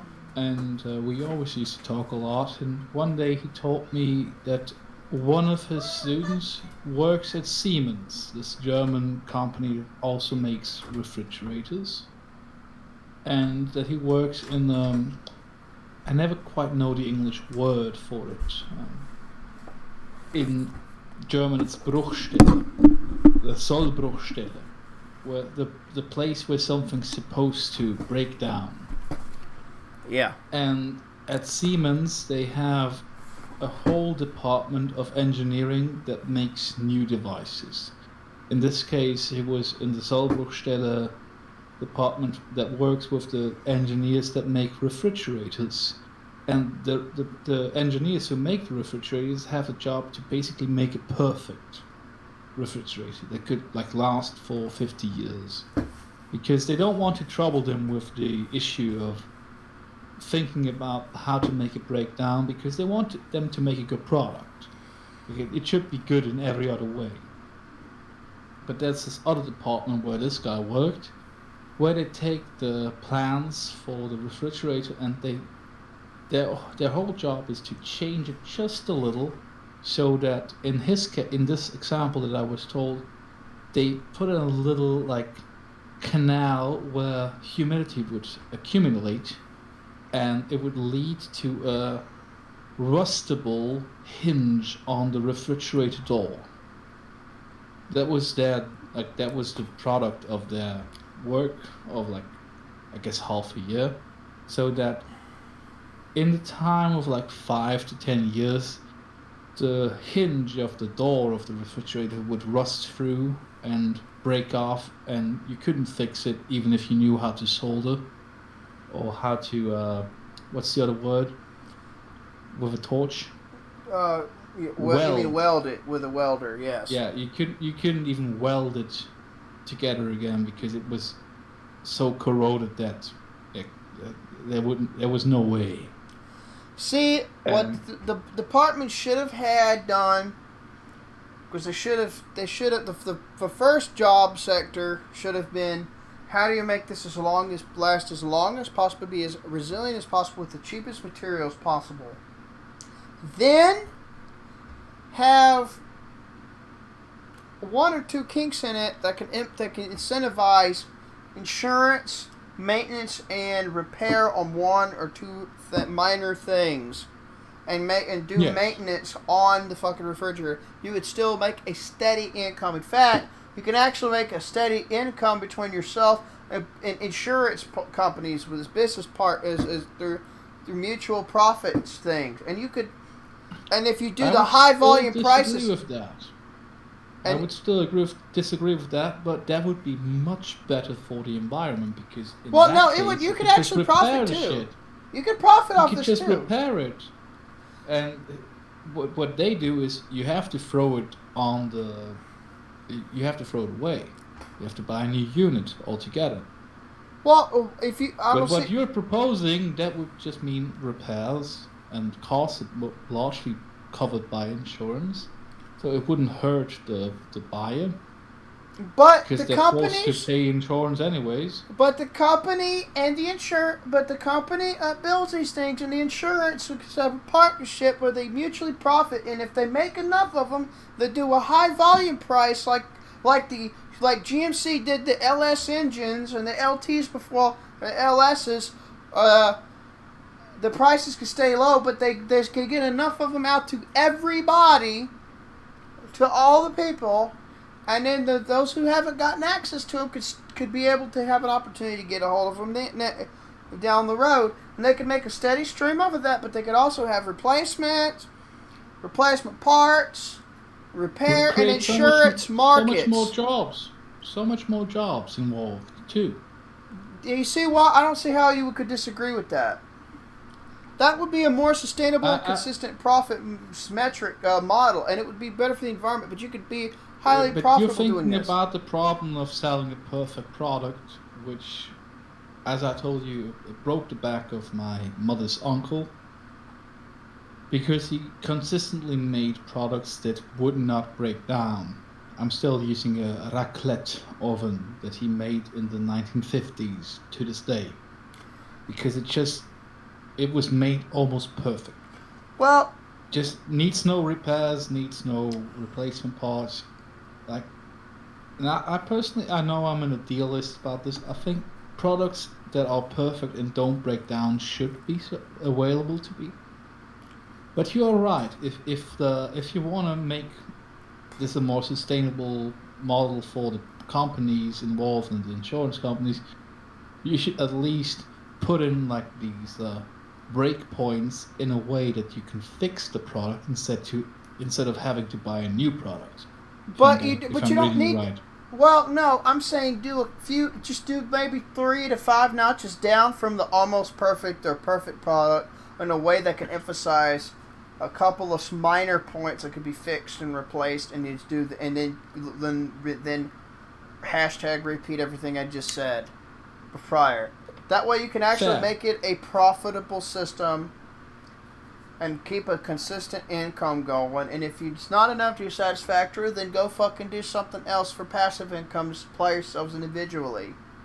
And also offset taxes. But I think you have a much more market viable idea there. Because, as I said, it ruined my mother's uncle, because once he sold all the units he could sell in Switzerland, everyone had one that wanted one. Well, they kept working. They kept working on and on and on. So, if you want to sell raclette ovens or toasters, it's not the best idea to make them basically work for 100 years, but it's very environmentally friendly. Well, if you're still going to do that, still sell it with an insurance deal in order for them to be able to buy it, an insurance deal, so they could pay. So you and the insurance companies that you're partnering with could still pay it, and you could still have the high volume prices, and then the spare parts and replacement shit and maintenance markets could still be there. If it's tied together, people would like, oh, this doesn't work exactly as it did on the first day.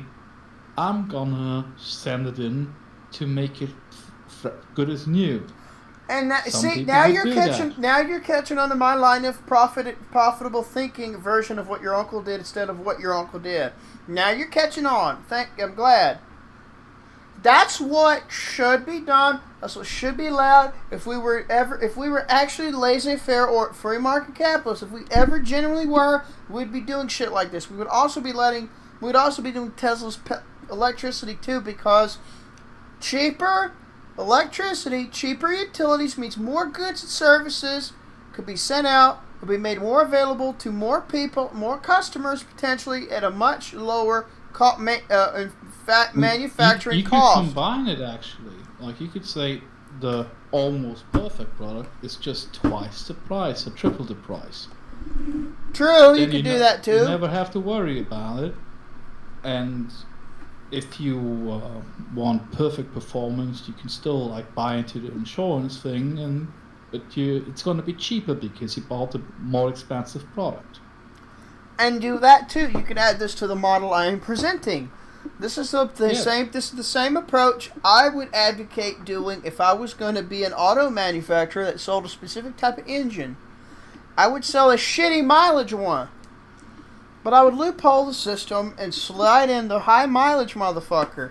That way. And as long as the people who can only afford the cheaper model aren't completely screwed by the costs of like renewing or repairing or like, what's the word? Again, I repeat, the LS, because the LS pumped it, GMC pumped them LS, or was it Chrysler or whatever the fuck, pumped those engines out like no tomorrow, so the high volume prices meant the prices stayed low in spite of inflation. That's my model. And then emphasis on partnering up with aftermarket modification, tech update, maintenance, repair, insurance, lubricant companies to partner up with to make a maintenance and updating and modifying an option, and maintenance and repair an option. Mm-hmm. Everybody that I partnered with would be a mutual beneficial partner sharing a capital with me, and I would also ideally have a backup plan of having some other forms of passive income line in my pocket on the side as well, and I would advocate each of my employees, staffers do the same. So it would be a little more equalized. Some women and men that work for me it'll be a little more equalized. I mean, in that sense, depending on the product, you could even, if it's possible for the product in question, you could make it with the intention of making it modular. So parts could be replaced with superior parts. Well, that's what I'm talking about, the tech update. That's why I said tech update. I didn't actually catch that. I'm sorry. Well, yeah, that's when I mentioned tech update. And I would have all those things factored in my model. So you could take the thing. Dude, I could tell you ways to make a modern carbureted car only half-ass electronically modified, but only half-ass computerized at the most severe, and I can make it compatible with the emissions of a fuel-injected equipment of today, and I can make it way less complicated and easier to repair. And if car manufacturers thought in the modular way, there would be a lot of models these days, which I think only few cars actually are applicable for that could be refitted with an electric motor in the battery. Though technically most cars that have traditional like diesel or gas motor, probably they would have to sacrifice your trunk space for the battery, which is not very preferable because you kind of like to have a trunk, you know. I got a better idea. An advocate for it for several years. Inertial storage, constantly variable hydraulic transmission. What would that entail? I could either build it to shift like a manual, or I could build it to shift like an constantly variable, almost infinitely variable automatic with a forward, reverse, and neutral. And what I would basically, the engine, instead of driving a transmission, it would drive a hydraulic pump or motor. It could serve either as a hydraulic pump or hydraulic motor. Every time you hit the brakes, or if you started the engine, it would build up hydraulic pressure, unless there was already some stored in a CNG. I would argue something like a high-pressure CNG cylinder to store up to 3,200 psi of hydraulic oil pressure. That would be so much more efficient than using brake energy to charge the battery. It is, technically. Actually, they did it. They did a study on electric hydraulic electric hybrid vehicles, and it improved it. So it kept the batteries from using as much electricity, and it also was saved on the charge, and also saved on the fuel. Do you know like what's the energy loss with hydraulics in percent? I can't give you exact percentages, but I'll give you this much. Vincent Carmen back in '77 got double the mileage per gallon on his Volkswagen. I think it was a Volkswagen car or some car he did, and he was putting it into a Volkswagen Beetle pickup truck, one of them little bitty Volkswagen Rabbits, right? I meant to say Volkswagen Rabbits, and he got double the mileage on that diesel truck. Yeah, that's a proof of concept right there. He also, in his patent, he gave the basic diagrams on how to do the whole diagram on a scheme of how to do it. In 1979, a hydraulics expert and teacher at a college, or something, Ernie Parker found and his students found a newspaper article back from the 1920s peddling this being the future of vehicles, and they decided to recreate it. It's very fucking depressing. The shit was known back since the 1920s. And him and his students found a copy of this magazine article, a copy of it. So they decided, but in this case, he did a variable displacement hydraulic pump and motor to directly to the engine shaft, and then a variable displacement motor off the axle they wanted to drive the wheel. They actually made, I think they made a 10-horse Briggs & Stratton or whatever the fuck they used on a dune buggy to get an equivalent of 75 miles to the gallon or some shit like that. I forgot exactly the exact measures. But that actually is a real thing. It's another repeatability of it. Not back in the early and mid to almost to the beginning of the 2010s, from the early to the late 2000s. The EPA was suspected of bungling the progress of Parker's tech because they had more vested interest in investing in the flywheel storage tech to see where it would go.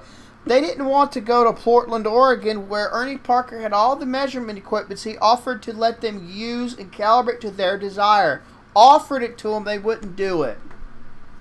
They wouldn't come out there. They wouldn't use the equipment he offered to go with their shit to test it, to calibrate to their desire to test him. When someone offers you everything out in the open, come test me, try me. I dare you try to find trickery on my ass. You've got to give that dude credit. You've got to give that dude something. They didn't do that. They're a bunch of. This is why the Fed are either inept at best, corrupt at worst. States, the monopolies of civil governments, no matter what you kind of justify, always are like this. Everything opposite about democracy applies to all forms of statist governing. The monopoly of civil government. Unless you're an atomist individualist retard. Unless you're an atomist. Sorry, go ahead. Yeah. No, it's just another indicator that there's a cabal behind this. Well, we both know that a lot of patents of very good electric and optimizing technologies when it comes to vehicles were bought up by the Saudis, the Dubais, and the Qataris. And the petrol company, corporate whores over here. And all of the petrol companies. And the federal government through the Invention Secrecy Act. There's a lot of fueling patents that have not been open sourced according to their own patent laws. They were probably locked up by the 1951 Invention Secrecy Act. I think it was 1970. They stopped talking about it. They're all in cahoots. Of course they're in cahoots. But they want to keep this inefficient stuff going. Do you know why? Long as they can. Do you know why they do that over here in the States?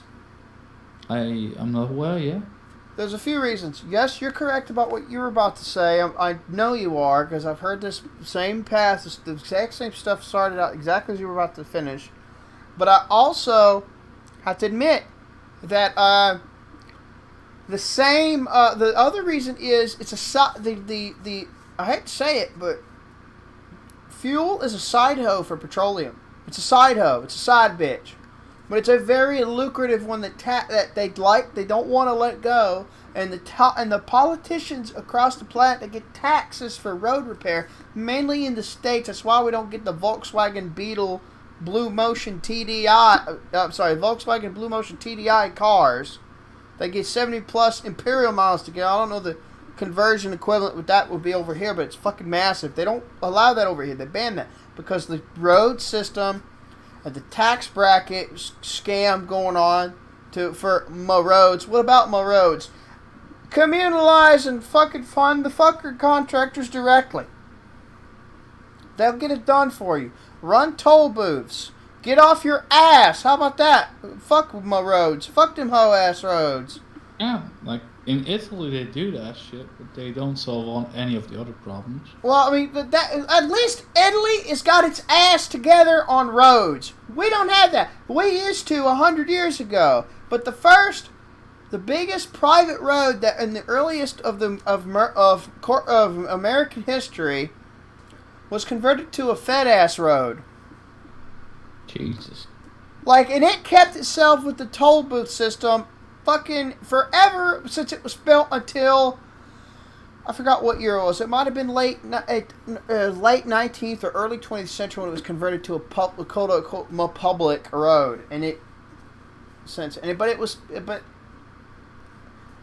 so something like a road is so complicated if it's so complicated, private people can't build or fix one, but private people somehow can work on a way more complicated thing like a fucking combustion engine or a goddamn computer. Suck my ass. It's the monopoly. So the state is a monopoly of civil government power, and it has to keep that the monopolist power. It has to rely on theft, which anyone that says taxation is not theft. Where's your contract? Because the social contract never existed. That was a shitty attempt at justifying it through Rousseau and Locke. One of Locke's biggest mistakes. A social contract never existed. If anything, there should be like bills. Like if you're gonna do bills, I don't like the public school system. It's gotten worse and worse. It was designed to look at the Prussian model. That shit should be paid by parents through. Like if they send their kid to the school, there should be a bill that's sent to them to fund that, finance that. And I would also argue and on I top would of that. actually even be able, would say I should pay like a fraction of that because I might have children. Like, if the people who have children, that's what they can pay is not enough. I would gladly pay a little bit.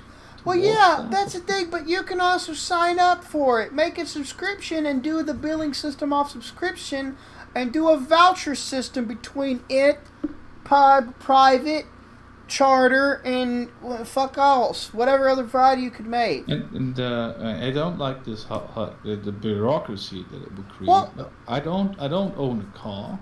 This system would actually get rid of bureaucracy.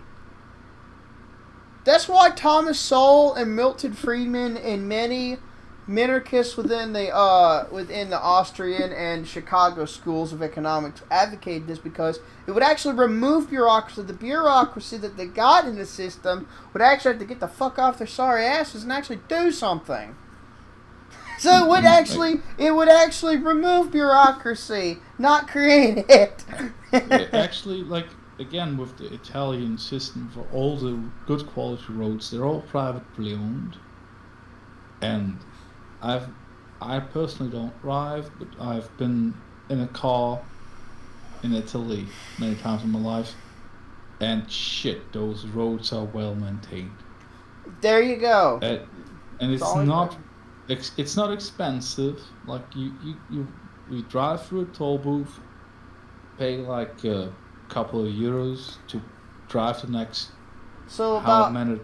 tens of kilometers, and then the public road starts again. Look, oh shit, that's terrible. Dude, no shit. if you leave property rights alone and quit trying to infringe on them and let an open, non-corporate, genuine market exist, things can get better through trial and error and research and case-by-case reasoning and analysis. It's how it's supposed to be. It's not a utopia. As long as the people who own the private roads aren't in cahoots driving up the prices. Well, the reason apparently initially, then it's cheap and good. Well, they can't, because guess what? If you're going to do a genuinely private thing, that means there's no corporate anything. Corporation systems are a creature of the of states. Adam Smith even called this out. Anyone in Italy who owns a private road knows they can't overcharge you because there's still the shitty government roads that you can take instead. So they know like if all the roads were privatized and these people went into cahoots with another, they still couldn't overcharge people because they couldn't charge more than people can afford. Because they would lose funding immediately, and they would go out, and someone else would have to buy them out for trying that. Because predatory pricing without corporation systems, which through the state, which Adam Smith explained this on page 52 of Wealth of Nations, makes predatory pricing able to happen. So any leftoid that says we need government to regulate corporations of dumbass, a liar, or both. Either way, the only thing that might be necessary for is if they actually were all in cahoots and overcharge. But well, then you would bust that up. That actually wouldn't work for them either because they overcharged all of them. Then people couldn't afford. And they would immediately collapse and they would have to be bought out by someone else who's going to be more reasonable about it. They can only drive up the prices to the rate that people can afford. That's it. That's how that shit works. That's how it works with everything. If you fucking see, you're more economically alert than most of some bitches around. It's sad. That's because I don't sign up to any what's it called? I am not religious about any of the economics beliefs. I would call them like the schools of thought. I think they're called. Yeah. Because I think I haven't come around to one. I think you guys, you and other people have pointed me towards some that are more sane, but the ones I've encountered in my life, they don't really convince me of anything. So I just think for myself, and apparently my brain don't work so bad. Your brain doesn't work so bad, and you're already on your own figuring out what the Chicago school minus the monetarist fuck asses and the Austrian and the other neoclassical synthesis schools of different countries have already come to the conclusions of, but they're not listened to, because that doesn't make politicking with fake moolah printing viable. If everyone listened to them more directly. Why do you think Peter Schiff is such a good investment dude and a gold bug? He was trained in the Austrian school. That's why. What he views money comes straight from Karl Menger. Yeah, that's why I hate many of the I have to say European style economic liberals who are from the school of St. Gallen, because they still believe in trickle-down economics. Trickle-down doesn't even exist. Well, actually, technically it does. It's called supply side, which is trying to only half-ass conceding to Say's law, but you trying to use Keynesian and monetarist fuckery to try to quote-unquote manipulate it, which really all that's doing is getting in the way. The best thing to come out of supply economics were the statistics known as the Laffer curve and the Ron curve. We literally have a self-proclaimed libertarian party here, which I will not grant the rank of libertarian because they basically call for the abolition of the police because they all come from rich families and can afford private security. Not an argument. I don't believe in the concept of police, but these people don't like it because they have to pay taxes for it when they can afford their own private security. That's really what it's about. That's not libertarian at all. In fact, what you should do is you should advocate for people to be able to make their own militia and fund their own local militia and local rights protection security forces. That's what a genuinely libertarian position would be for. Yeah. If you want to go full hop, you could advocate homo associations, gated communities, covenant communities, or you could say begone thought, begone communist, so on and so forth. And I wouldn't be opposed to taking a shift once a week to patrol the community. Another example of another layer of private security is the neighborhood watch. When they got local forces to report to help bust actual crimes, to actually help people, that is a proper thing. This is when you don't have a cockroach, when someone's actually trying to be an actual fucking cop. When you just kowtow to what's my regime change and say, I'm just doing my job. Yeah, every Nazi soldier said that. Every fucker that ran under Stalin. Every fucker that ran under the Bolshevik and Mensheviks that were unironically, ethnically of a J-word descent that was peddling anti-Russian,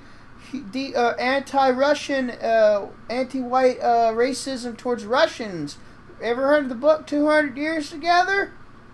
Ooh, that's a bit too spicy. That's a bit too spicy to say, folks.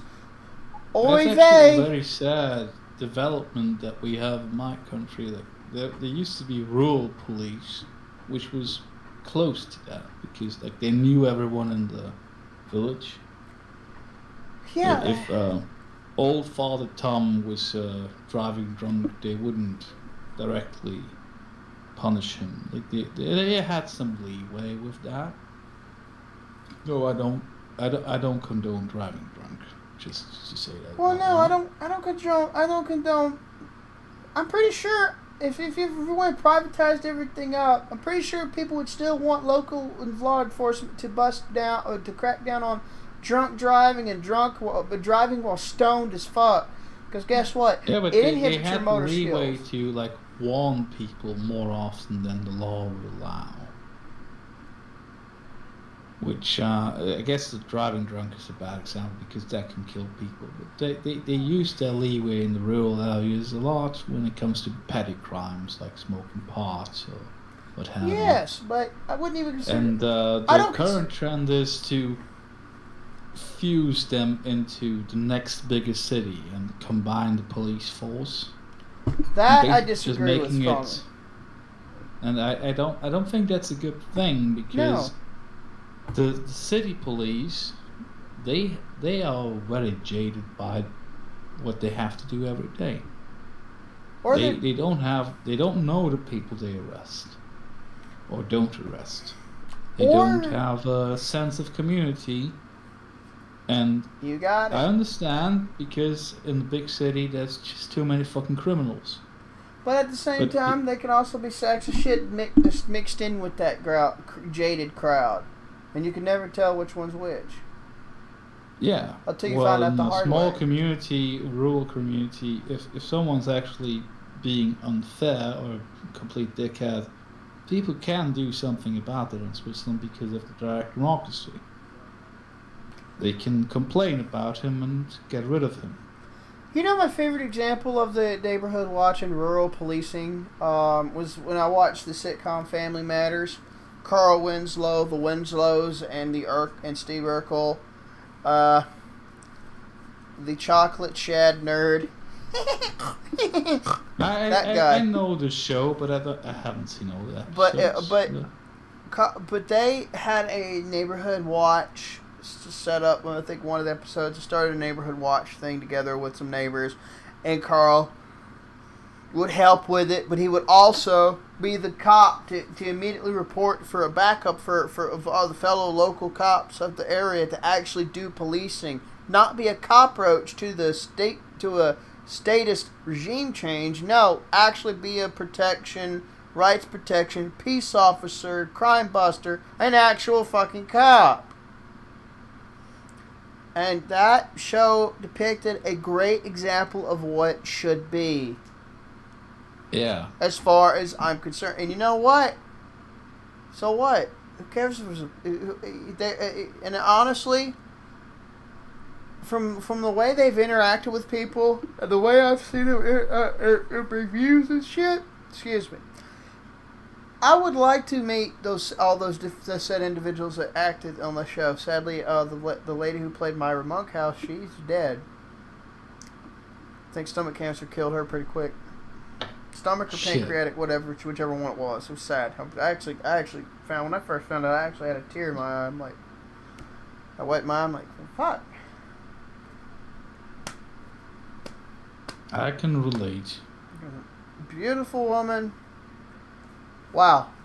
And the way people talk about her, she seemed like a genuinely sweet gal. Like someone you would love to have a photograph with and say, hey, I'm a big fan. You know? Yeah. If she had, something like that. Well,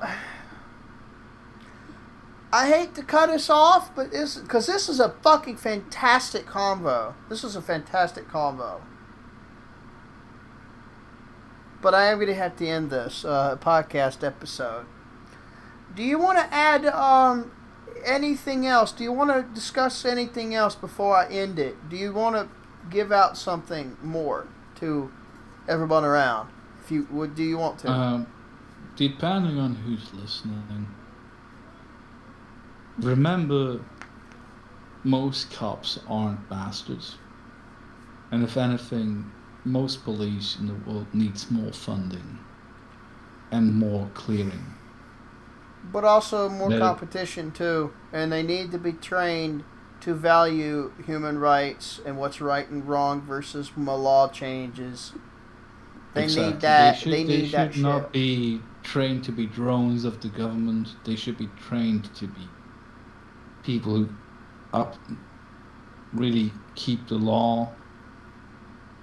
And yeah, that's I know a lot of police. I don't actually know them, but I've met a lot of police people. I hate that I just used the gendered word, policemen, and yeah, there's also women in there, and most of them aren't evil people. But we need to work on making a better situation for them. Make it a better situation for them, but also make it realize the shit that a lot of them motherfuckers, especially over here in the States, most of them are not trust over here. And you know what's sad? Better Bachelor, we're talking about the Kyle Rittenhouse case, was blackpilled as fuck. He's like, he's like, dude, I'm a former cop, but I'm not so sure anymore about the system over here. I'm not so sure. He got blackpilled. He got blackpilled against other cops. Because the system needs a fucking rollback. Jesus. We've had something called Qualified Immunity active over here since 1987. Most of us didn't fucking know about it, which basically means politicians and even cockroaches and whole policing stations on it can get away with doing shit because of my qualified immunity, which is unconstitutional. It violates all the fucking amendments over here. And it violates every fucking amendment. It also justifies the all cops are bastards narrative. I don't say all cops are bastards. Over here, because part of the deep state's nested over here in the states, the divided states of corporate cuckery, as I call it, because it ain't been the U.S. Republic for a long goddamn time. It ain't been since before we motherfuckers was even born. But what I'm saying,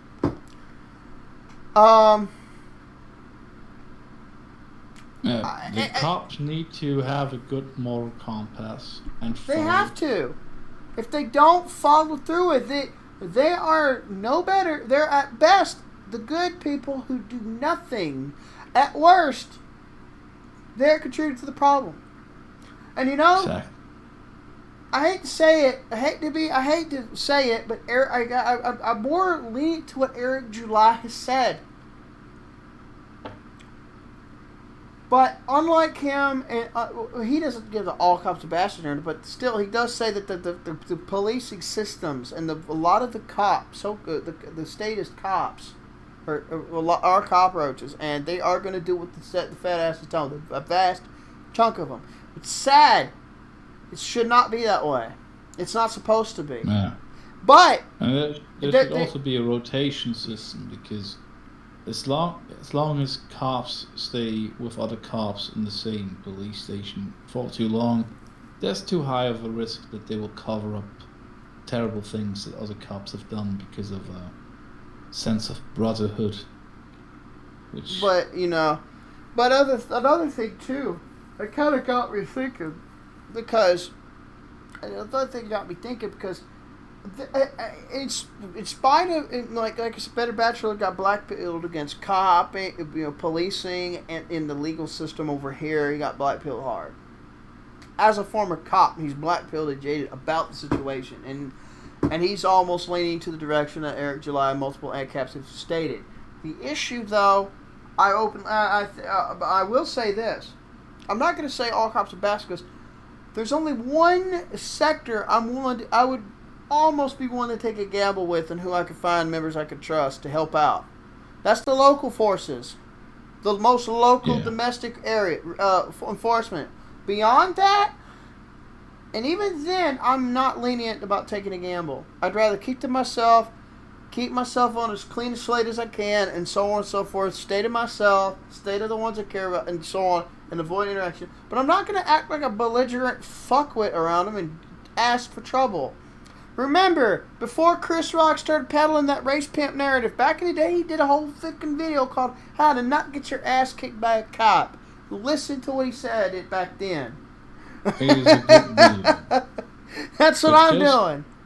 Just to, if anyone hasn't caught on, most of the things I said about cops is heavily biased by me being Swiss, and we don't have the same issues as the US does.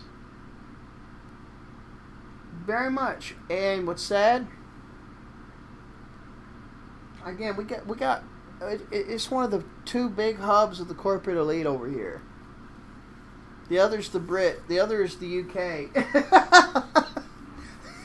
Yeah, what I saw the British, the Irish, the Australian police do, they didn't do that in Switzerland. No. Not yet. But I'm not sure if they are not capable of it. But since they haven't done it, I will not condemn them the same way I would the Irish, the Australian, and the British. I was talking about the corporate elite, though. The corporate elite have themselves nested mostly in the UK and the States. Well, that's just a coincidence that it aligns then. Or should I say lack thereof? A lack of a coincidence, maybe. If the corporate elites have a heavy grip on your country, then the way that police conducts themselves might reflect that more so than what you think of the individual. Of course, that's what I'm kind of pointing towards, really, to some extent. But yeah. Anyone who says all cops are bastards is just as stupid as the cops who are bastards. It's not pointing towards anything good in the future, because this type of adversarial and this antagonist approach, it's not going to lead to anything good. You gotta figure out where it comes from. You gotta interact with the individuals. You gotta. It's easy to point blame, but it's harder to try to make the world a better place. And that's a very fucking jaded sentence, but you know what I mean.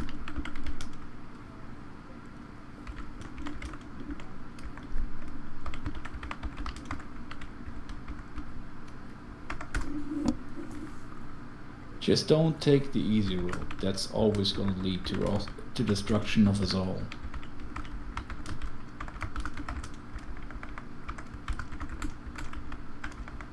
Because you can only imagine why this seems to be the easy road.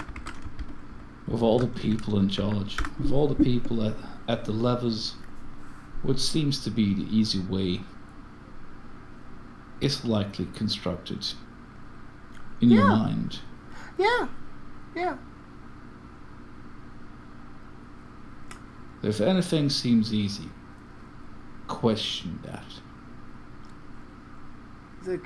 yeah, exact. Just question. I hate to say it, but question everything. Think critically, even if it gets you and be principled. Even if it gets you called a radical, be as principled as you can be. Especially if you face backlash. That's usually a sign that you're on the right path. I've gotten backlash from everyone around me, so I suspect I'm pretty much on the right path. I've gotten backlash from all sorts of groups all over Discord and other places online. So I suspect I'm getting on the better track, on the proper track. I suspect. Yeah, if what you say makes people uncomfortable, it's not uniquely that, but it's likely that it is that you're actually pushing towards the right direction.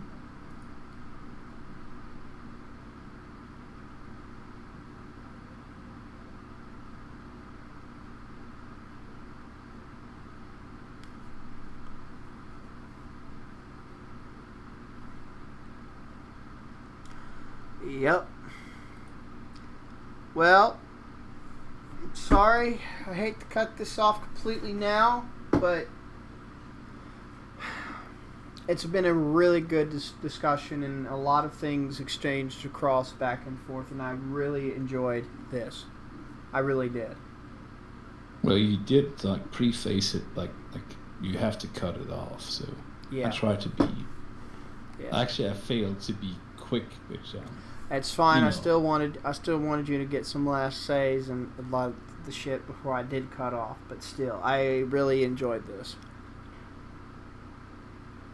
Yeah, it was a good, I guess, podcast. Yeah, it is. Video podcast. I was about to say stream, but yeah, there's distinctions that are beyond me. Live stream is you're recording it and putting it up as you're streaming it. A podcast is a pre-recorded thing that you upload. With the opportunity to cut out some comments about that would Well, honestly, upset people. Honestly, I don't cut out anything when I upload, so everything's out in the open. I try to avoid saying certain words, which I always do. Oh, I know. But you know what I'm talking about. Right. And the people listening, in the end, they if they're smart, they know what we're talking about as well. We don't have to spell it out each time. Yep. I will openly admit, though, of myself, I am a very offensive humorist. You've seen that for yourself.